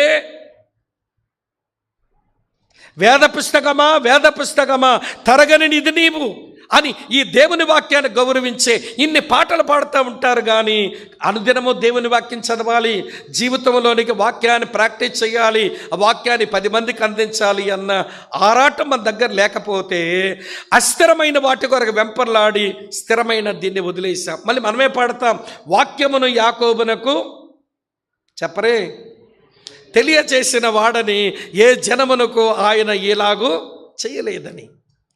ఏమి భాగ్యవంతులమండి మనం. దేవుని మాటలు, దేవుని హృదయం మన చేతుల్లో లేఖనాలుగా పెట్టి ఉంచాడు. కానీ దేవుని వాక్యం ప్రేమించడం ఏ మేరకు మనకు చేతనయ్యింది? స్థిరమైనది దేవుని సింహాసనం, స్థిరమైనది దేవుని వాక్యం. దీని దగ్గరే బ్రతుకుతున్నామా? మిమ్మల్ని సవాలు చేయడానికి ఒక సంగతి చెప్తాను, వింటారు కదూ? మిమ్మల్ని ఛాలెంజ్ చేయడానికి ఒక సంఘటన చెప్తాను. ప్రియులారా, ఒక దేవుని సేవకుని గురించి నేను చదివాను, విన్నాను. ఆయన చూడాలని నాకు అనిపించింది. దేవుని మహాదయని బట్టి మా విశాఖపట్నం వచ్చాడు. ఆయన రైల్వే గ్రౌండ్స్లో మీటింగ్లు పెట్టినారు ఆయన చేత. సరే, ఆయన గురించి చెప్తాను వినండి. 14 సంవత్సరాలు ఎవడ లోకం ఎలా ఉందో తెలియదు, ఎవడ బయట సన్లైట్ కూడా తనకి సరిగా పడనటువంటి ఎవడ పరిస్థితుల్లో జైలు మధ్య మ్రగ్గిపోతూ ఉన్నాడు, జైల్లో మ్రగ్గిపోతూ ఉన్నాడు. 14 సంవత్సరాలు. ఒక యవనస్తుడు కొత్తగా జైలుకు వచ్చి ఆయన్ని పలకరించి అన్నాడట, మీరు 14 సంవత్సరాలకి జైల్లో ఉన్నారట కదా, మిమ్మల్ని చూస్తుంటే మీరు జైల్లో ఉన్నట్టుగా మీరు అనిపించడం లేదు, సంతోషంగానే కనబడుతున్నారు జైల్లో, మీ సంతోషానికి కారణం ఏంటి అని అంటే ఆయన అన్నాడట, బైబిల్ వాక్యం అన్నాడట.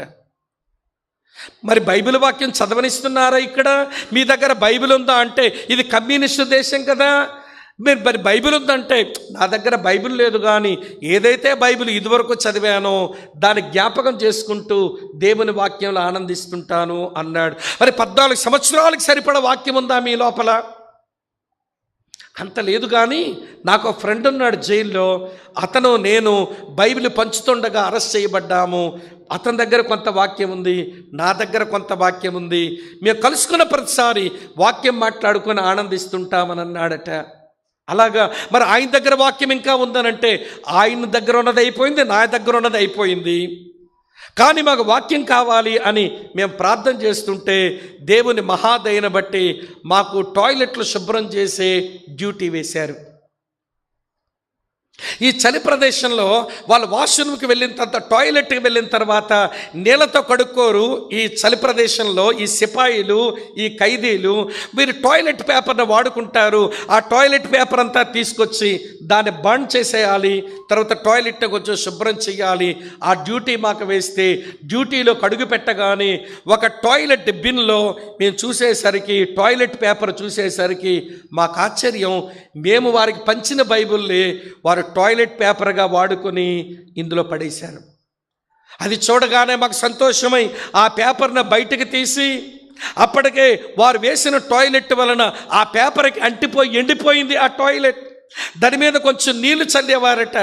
దాన్ని శుభ్రం చేసి వాళ్ళ బట్టలో కూడా కొంచెం తుడిచేసుకొని ఆ పేపర్ని ఆరబెట్టుకొని నేను నా ఫ్రెండ్ ఏం చేసేవాళ్ళమో తెలుసా, దాన్ని మా సెల్లోనికి తీసుకుని వచ్చినప్పుడు దొరికిపోతే మళ్ళీ మా శిక్ష పెరిగిపోతుంది, మమ్మల్ని ఇంకా ఇబ్బంది పడతారు గనక వాళ్ళకి కనబడకుండా ఈ టాయిలెట్ శుభ్రం చేసి దాన్ని తుడిచేసి దాన్ని సన్నగా మడత పెట్టుకొని ఈ బొగ్గలో 3 పేపర్లు, ఈ బొగ్గలో 3 పేపర్లు పెట్టుకొని మా సెల్లకు తెచ్చుకున్నాం. ఇప్పుడు మా సెల్లో బైబిల్ ఉంది. మా సెల్లో బైబిల్ ఉంది.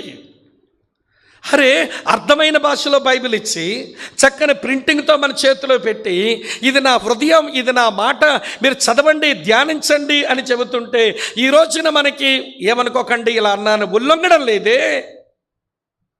స్థిరమైన దేవుని వాక్యములో మన విశ్వాసాన్ని పెంచే, మనకు ప్రియులారా మన ప్రేమను పెంచే, మనకు నిరీక్షణ పెంచే సామర్థ్యం ఉన్న దేవుని వాక్యాన్ని వారలా ప్రేమించారు. ఆ దైవజనుడి పేరు రిచర్డ్ వుర్మ్బ్రాండ్. ఇప్పుడు చెప్పండి ఒక్క మాట, స్థిరమైన వాటి కొరకు ఆలోచిస్తున్నామా, అస్థిరమైన వాటి కొరకు మనకు అంతసేపు అస్థిరమైనవే. ఈ ఉద్యోగం చేసుకుంటున్నాం, ఏమి సంపాదించాం, ఎక్కడ ఫ్లాట్ కొన్నాం, ఏం కారు కొన్నాం, పిల్లగాడికి ఏం ఉద్యోగం వచ్చింది, పిల్లకి ఎందులో సీట్ వచ్చింది, పెళ్ళి ఎట్లా చేద్దాము, అంతా గంభీరంగా ఉండాలి, అంతా డాంబికంగా ఉండాలి, వీఆర్ సంథింగ్ అని కనపరుచుకుందాం. ఈ వెంపర్లాట్ల తప్ప అసలైనది ఎప్పుడు వదిలేశారుగా మన వాళ్ళు. బాధపడకండి, నేను కటువుగా చెప్పానని. ఈరోజు మన ఫోకస్ దేని మీద, ఈరోజు మన దృష్టి దేని మీద ఉంది చెప్పండి ప్రియులారా? ఉదయం లేచిన దగ్గర నుంచి రాత్రి పడుకునే వరకు మన ఫోకస్ దేని మీద పెడుతున్నా? ఇవన్నీ అవసరం లేదని చెప్పడం లేదు. మనకి ఇల్లు అవసరం, మన వస్తువాహనాలు అవసరం, భూమి మీద మన పరిపాట్లు అన్నీ అవసరం. వాటిని వదిలేమని చెప్పడం లేదు, కానీ అది మన ఫోకస్ కాకూడదు, దాని మీద మన దృష్టి కేంద్రీకృతం కాకూడదు కదా. మరి ఇప్పుడు చెప్పండి, నాకు దేవుడు అన్నిటిని ఊపేస్తున్నాడు, అన్నిటిని కుదిపేస్తున్నాడు, అన్నిటినీ చెలింపజేస్తున్నాడు, అన్నిటినీ అస్థిరపరుస్తున్నాడు. స్థిరమైనది ఆయన సింహాసనం, స్థిరమైనది ఆయన వాక్యం. ఎక్కడ ఉన్నామా, వీటి కొరకే ఆరాటపడుతున్నామో లేదో మనమే చూసుకోవాలి. రండి, రెండు చెప్పాను, నా టైం అయిపోతుంది. మూడో సంగతి చెప్తాను రండి. మూడో సంగతి ఇలా రాసింది ప్రియులారా, చదువుతున్నాను చూడండి, 2 వచనాలు కలిపి చదువుతాను. మత్తయి సువార్త 16వ అధ్యాయం 18వ వచనం. మత్తయి సువార్త 16వ అధ్యాయం 18వ వచనం. మరియు నీవు పేతురువు, ఈ బండ మీద నా సంగమును కట్టుదును, పాతాళ లోక ద్వారములు దాని ఎదుట నిలవనేరవని నేను నీతో చెప్పుచున్నాను. దీనికి ఇందాక మనం చదివిన భాగంలో ఒక మాట కలపండి. హెబ్రీ పత్రిక 12వ అధ్యాయం ప్రియులార 28వ వచనం చూడండి. అందువలన మనము నిశ్చలమైన రాజ్యమును పొంది అన్నాడు. దేవుని సంఘం దేవుని రాజ్యం యొక్క ప్రాథమిక స్థాయి.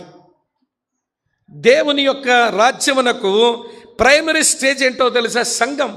సంఘము దాని సరిహద్దుల విశాలపరచబడగా, సంఘం ఎక్కడికైతే వెళుతుందో అక్కడ దేవుని రాజ్యం స్థాపించబడగా, మన జీవితంలో దేవుని రాజ్యం, మన కుటుంబాల్లో దేవుని రాజ్యం, మన సంఘములో దేవుని రాజ్యం, మన జాబ్ ప్లేస్లో దేవుని రాజ్యం, మన వీధిలో దేవుని రాజ్యం, మన బంధువుల మధ్య దేవుని రాజ్యం రావాలి. అందుకొరకు దేవుడు భూమి మీద కట్టింది తన సంఘం. దేవుని సంఘం అది నిరంతరము ఉండేది. నిశ్చలమైన దేవుని రాజ్యం కొరకు భూమి మీద పనిచేసే దేవుని సంఘమే తరతరములు ఉండేది. ఎందుకు సంఘం తరతరములు ఉంటుందో చెప్తాను వినండి. ఈ సంఘమునకు శిరస్సు ప్రభువైన యేసుక్రీస్తు పరలోకంలో ఉన్నాడు. నాతో ఉన్నారమ్మా? అర్థమవుతున్నదా? సంఘం యొక్క శిరస్సు పరలోకములో ఉన్నాడు. ఈ సంఘమునకు పర్యవేక్షకుడు పరిశుద్ధాత్ముడు సంఘములో ఉండి పనిచేస్తున్నాడు. తమ్ముడు వింటున్నారా అండి? బ్రదర్ వింటున్నారా? సంఘమునకు శిరస్సు యేసు పరలోకమందున్నాడు, సంఘమునకు పర్యవేక్షకుడు పరిశుద్ధాత్ముడు సంఘములో ఉన్నాడు. సంఘమునకు పోషణ దేవుడు తన వాక్యమే ఇచ్చాడు. సంఘమునకు కాపలాదారులుగా తన సేవకుల్ని పెట్టాడు. శిరస్స పరలోకములు ఉంది, పర్యవేక్షకుడు మధ్య నుండి పనిచేస్తున్నాడు. దాని పోషణ తన వాక్యమే ఇచ్చాడు, దాని కాపలాదారుల సేవకులను ఇచ్చాడు. అందుకనే సంఘమును కూడా భూమి మీద లేకుండా చేద్దామని ఎవరెవరో అనుకున్నారు, వారందరూ వెళ్ళిపోయారు. కానీ భూమి మీద సంఘం ఉంది. సంఘం ఆరంభించబడిన తొలి రోజుల్లో రోమీయులు అనుకున్నారు ఈ భూమి మీద క్రైస్తవ సంఘమే లేకుండా చేస్తామని. నీరో అనే చక్రవర్తి, డొమిషియన్ అనే చక్రవర్తి, ట్రాజన్ అనే చక్రవర్తి క్రైస్తవ సంఘాన్ని నేలమట్టం చేసేద్దాం, సమాధి చేద్దాం అనుకున్నారు. రోమీయులు గతించిపోయారు కానీ సంఘం ఉంది. వాళ్ళ తరువాత మరో సామ్రాజ్యం వచ్చింది, వరల్డ్ ఎంపైర్. సామ్రాజ్యం అంటే ప్రపంచ సామ్రాజ్యాలు అన్నమాట. రోమా సామ్రాజ్యం తర్వాత ఈ భూమి మీద వచ్చిన రెండో సామ్రాజ్యం ఆటోమన్ ఎంపైర్, ఇస్లామిక్ సామ్రాజ్యం. ఈ ఇస్లామిక్ సామ్రాజ్యంలో ఉన్న ఆటోమన్ అనుకున్నాడు ఈ భూమి మీద క్రైస్తవ సంఘమే లేకుండా చేస్తానని. ఎన్నో ప్రయత్నాలు చేశాడు, సేవకులను చంపాడు, సంఘాలు కూడుకునే మందిరాలు కూల్చాడు, ఏమంటే విశ్వాసులను హడలు కొట్టాడు.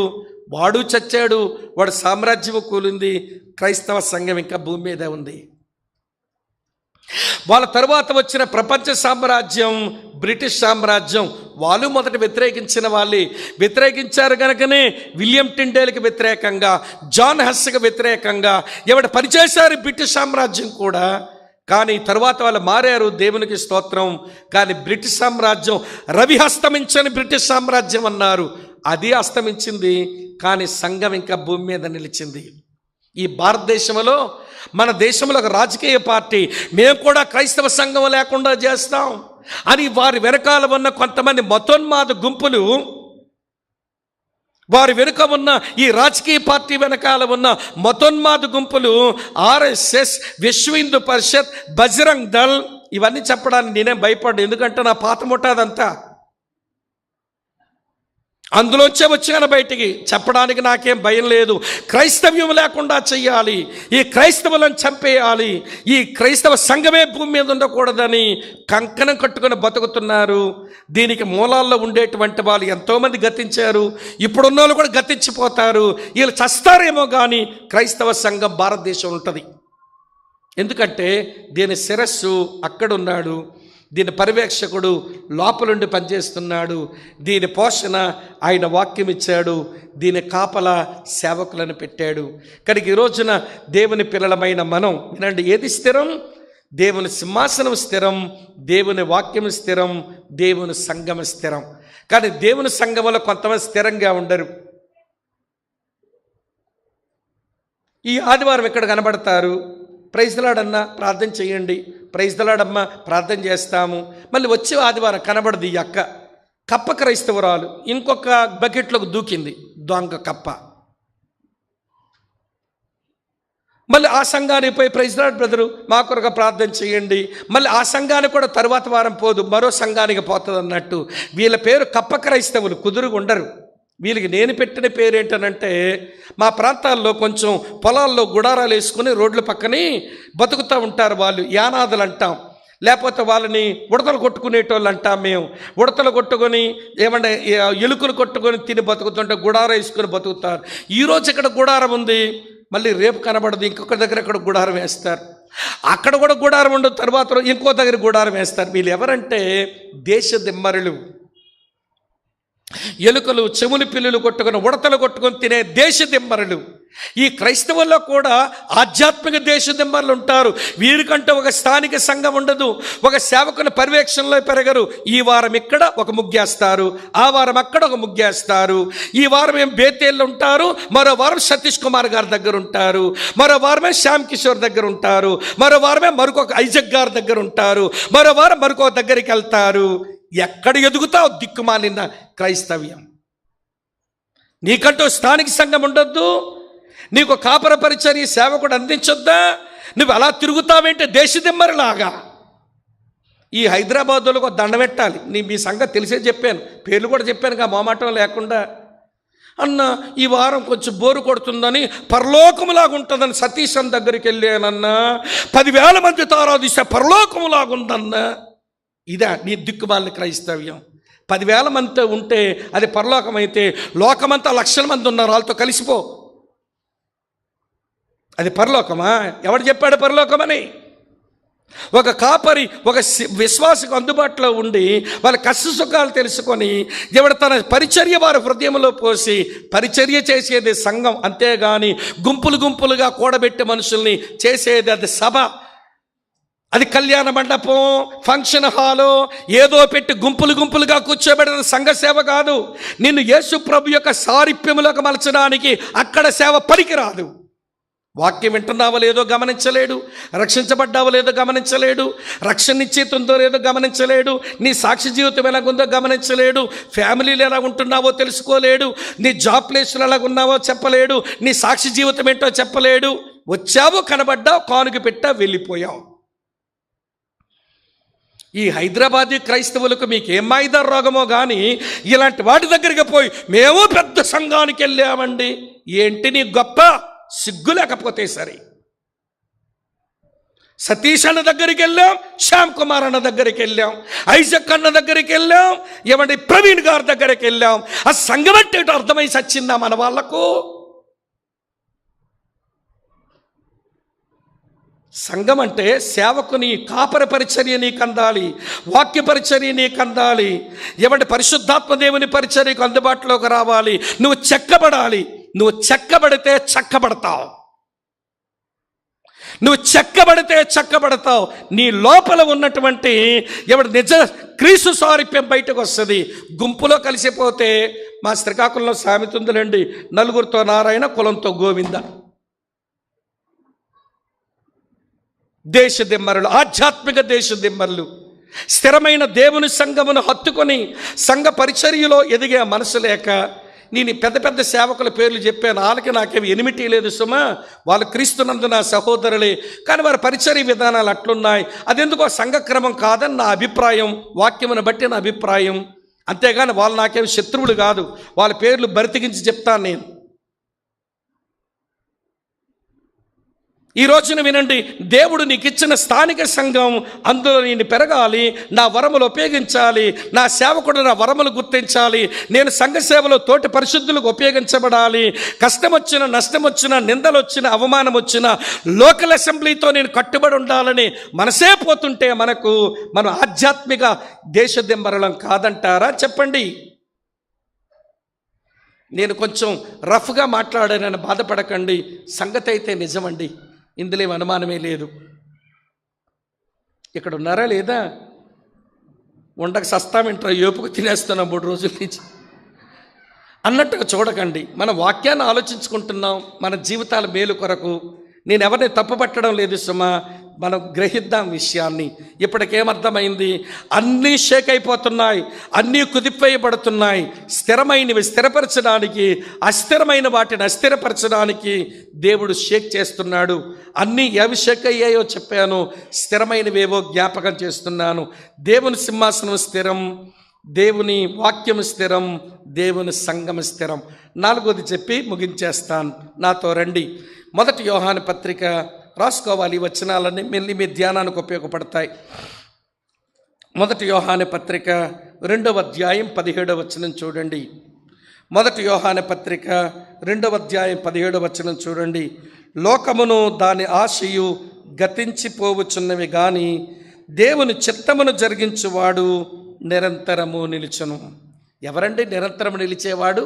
దేవుని చిత్తము చేసే దేవుని పిల్లలే నిరంతరం ఉండేవాళ్ళు. వాళ్ళని ఎవరు షేక్ చేయలేరు, వారెవరు కొదపలేరు. కారణం ప్రియులారా, లోకము దాని ఆశ గతించిపోతాయి, దేవుని చిత్తము చేసే మనమే నిలుస్తాం. సరే, ఇక్కడ ఒక విషయం తెలుసుకోవాలి మనం. దేవుని చిత్తము చేసేవారి నిరంతరము నిలుస్తారు కదా.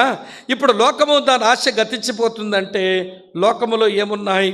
పైన చెప్పాడు, లోకములో ఉన్నది శరీర ఆశ, లోకములో ఉన్నది చెప్పండమ్మా నేత్ర ఆశ, లోకములో ఉన్నది చెప్పండి జీవపు డంబం.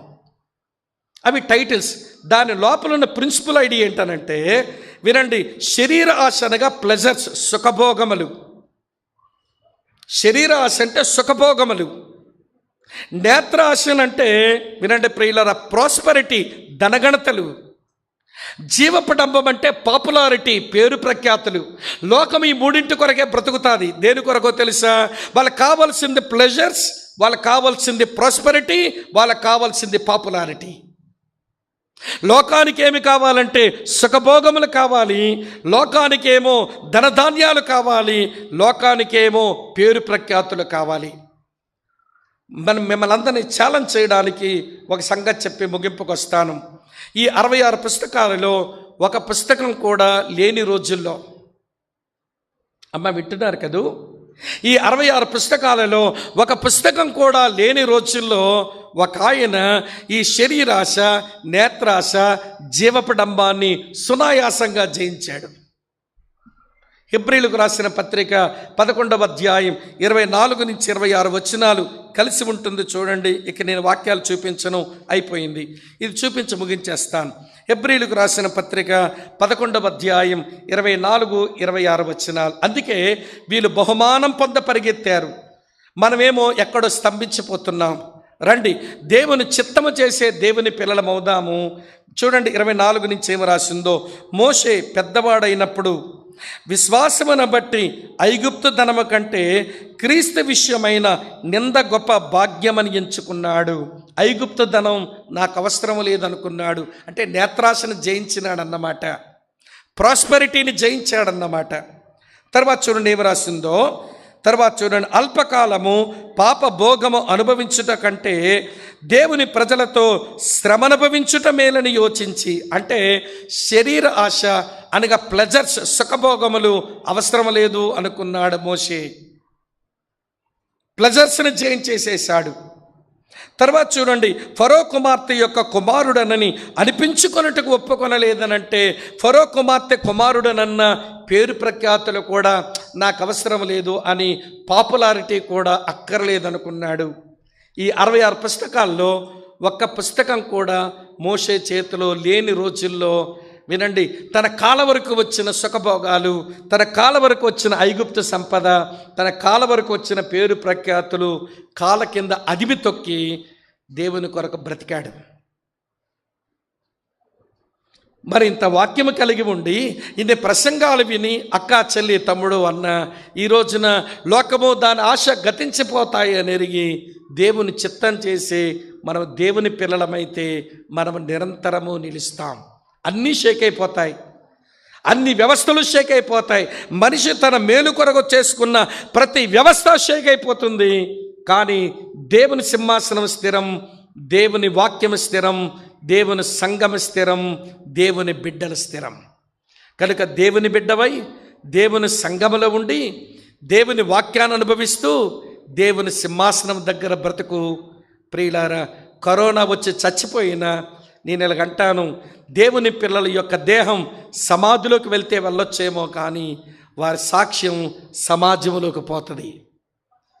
మన దేహం సమాధిలోకి పోనివ్వండి, కానీ మన సాక్ష్యం సమాజంలోనికి పోనివ్వండి. అది సిగ్గుపడనక్కరలేని మరణం అవుతుంది. అంతేగాని బతికిందిరా పెద్ద బతుకు, ఆవిడ పేరెత్తితేనే శాపం వచ్చేలాగుంటుంది అని 10 మంది చేదరించుకుంటే నా జీవితం వల్ల మీ జీవితం వలన ఏమి ప్రయోజనం చెప్పండి ప్రియులారా. కనుక గ్రహిద్దాం. ప్రభు అంటున్నాడు, ఒకసారి నేను భూమిని కదిలించాను, ఇక రెండవసారి భూమిని మాత్రమే కాదు ఆకాశాన్ని సమస్తాన్ని నేను కుదిపేస్తున్నాను.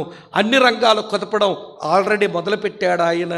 కనుక కదలనది స్థిరమైన దేవుని సింహాసనం యొద్ద బతికి దేవుని వాక్యమును అనుభవిస్తూ దేవుని సంఘములో ఉంటూ దేవుని చిత్తం చేసే దేవుని పిల్లలమై భూమి మీద బ్రతుకుదాం. అలాంటి జీవితాలు ప్రభువు మనకు అనుగ్రహిస్తే వినండి, దేవుని ఉన్నతమైన పిలుపునకు కలుగు బహుమానం పొందడానికి పరిగెత్తుతున్న వాళ్ళంగా మనం మిగిలిపోతాం. అప్పుడు మీరు ఇలా ప్రార్థన చేయొచ్చు, ఓ దేవా, నువ్వు బ్రతికి నన్ను ఉంచావా, నీకు లాభం. నువ్వు నన్ను తీసుకుని వెళ్ళిపోయావా, నాకు లాభం. బ్రతికి ఉంచుతావో నన్ను చంపుకుంటావో నువ్వు తేల్చుకో. నేను ఊరికే చచ్చిపోతానని నేనేం భయపడను అని నిబ్బరంగా భూమి మీద దేవుని కొరకు మనం బ్రతకగలుగుతాం. కనుక వినండి, ఈ 3 దినాలు ప్రభువు చెప్తున్నాడు, నేను ఒక ఉన్నతమైన పిలుపుతో పిలిచాను, నేను మిమ్మల్ని పరిశుద్ధమైన పిలుపుతో పిలిచాను, నేను మిమ్మల్ని పరలోక సంబంధమైన పిలుపుతో పిలిచాను. నేను ఇంట్రడక్షన్లోనే చెప్పాను 3 పిలుపులు. మనం పిలువబడింది హై కాలింగ్, మనం పిలువబడింది హోలీ కాలింగ్, మనం పిలువబడింది హెవెన్లీ కాలింగ్. ఈ 3 గొప్ప పిలుపులతో ప్రభు పిలిచి గొప్ప బహుమానం మన ముందుంచాడు. మనకు రావలసిన బహుమానం పోగొట్టుకోకుండా మన జీవితాన్ని మెరుగుపరుచుకుందాం. రండి, దేవుని చిత్తం చేసే దేవుని పిల్లలంగా దేవుని సంఘములో జీవించి దేవుని వాక్యమును ప్రాక్టీస్ చేస్తూ దేవుని సింహాసనం ముందు బ్రతుకుదాం. అటువంటి దీవెన దేవుడు మనకు అనుగ్రహించాలని ప్రార్థిద్దాం. మోకరించే అవకాశం ఉన్న వాళ్ళు అందరూ మోకరించండి, ప్రార్థన చేసుకుని మనం ముగిస్తాం. మోకరించండి, ప్రార్థన చేసుకుని ముగిద్దాం. ప్రార్థన చేసుకుందాం. ప్లీజ్ అందరూ మోకరించండి. ప్రభువా, నాకు కావలసింది, నాకు అత్యవసరమైనది, స్థిరమైనవి ఏవో నువ్వు నాకు బోధపరిచావు, వాటిని హత్తుకుని బ్రతికి జీవించే కృప నాకు ఇవ్వండి అని ఎవరికి వారు ప్రార్థన చేసుకునండి. ఇది పర్సనల్ ప్రేయర్, ఇది వ్యక్తిగత ప్రార్థన. ఒక తీర్మానంతో ప్రార్థన చేసుకుందాం. మన మధ్య ఉన్న దేవుని సేవకులు అన్న జాషువా గారు ప్రార్థన చేస్తారు. అందరూ ప్రార్థనలో ఏకీభించుదాం.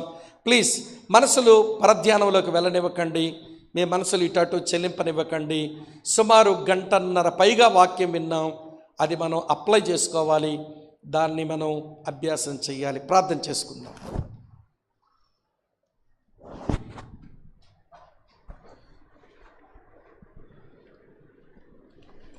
ప్రేమ కలిగిన ప్రియమైన పరలోక తండ్రి, కృపావాత్సల్యత కలిగిన దేవ, మహోన్నతుడా, యేసుక్రీస్తు ప్రభు వారి పరిశుద్ధమైన ఘనమైన నామములో ఈ మధ్యాహ్న కాల సమయంలో నీ దాసుని ద్వారా తెలియపరిచిన నీ మాటల కొరకు వందనాలు. 3 దినముల నుండి గురి యొద్దకే పరిగెత్తాలి, దేవుని ఉన్నతమైన పిలుపు కొరకైన బహుమానమును పొందాలని మా పితరులు ఏ రీతిగా పరిగెత్తారో మేము కూడా అలాగ పరిగెత్తాలని అనేకమైన సందర్భాలను నీ దాసుని ద్వారా వెల్లడి చేస్తూ వచ్చినందుకు వందనాలు. ప్రత్యేకంగా ఈ మధ్యాహ్న సమయంలో దయలు మా తండ్రి, ఈనాడు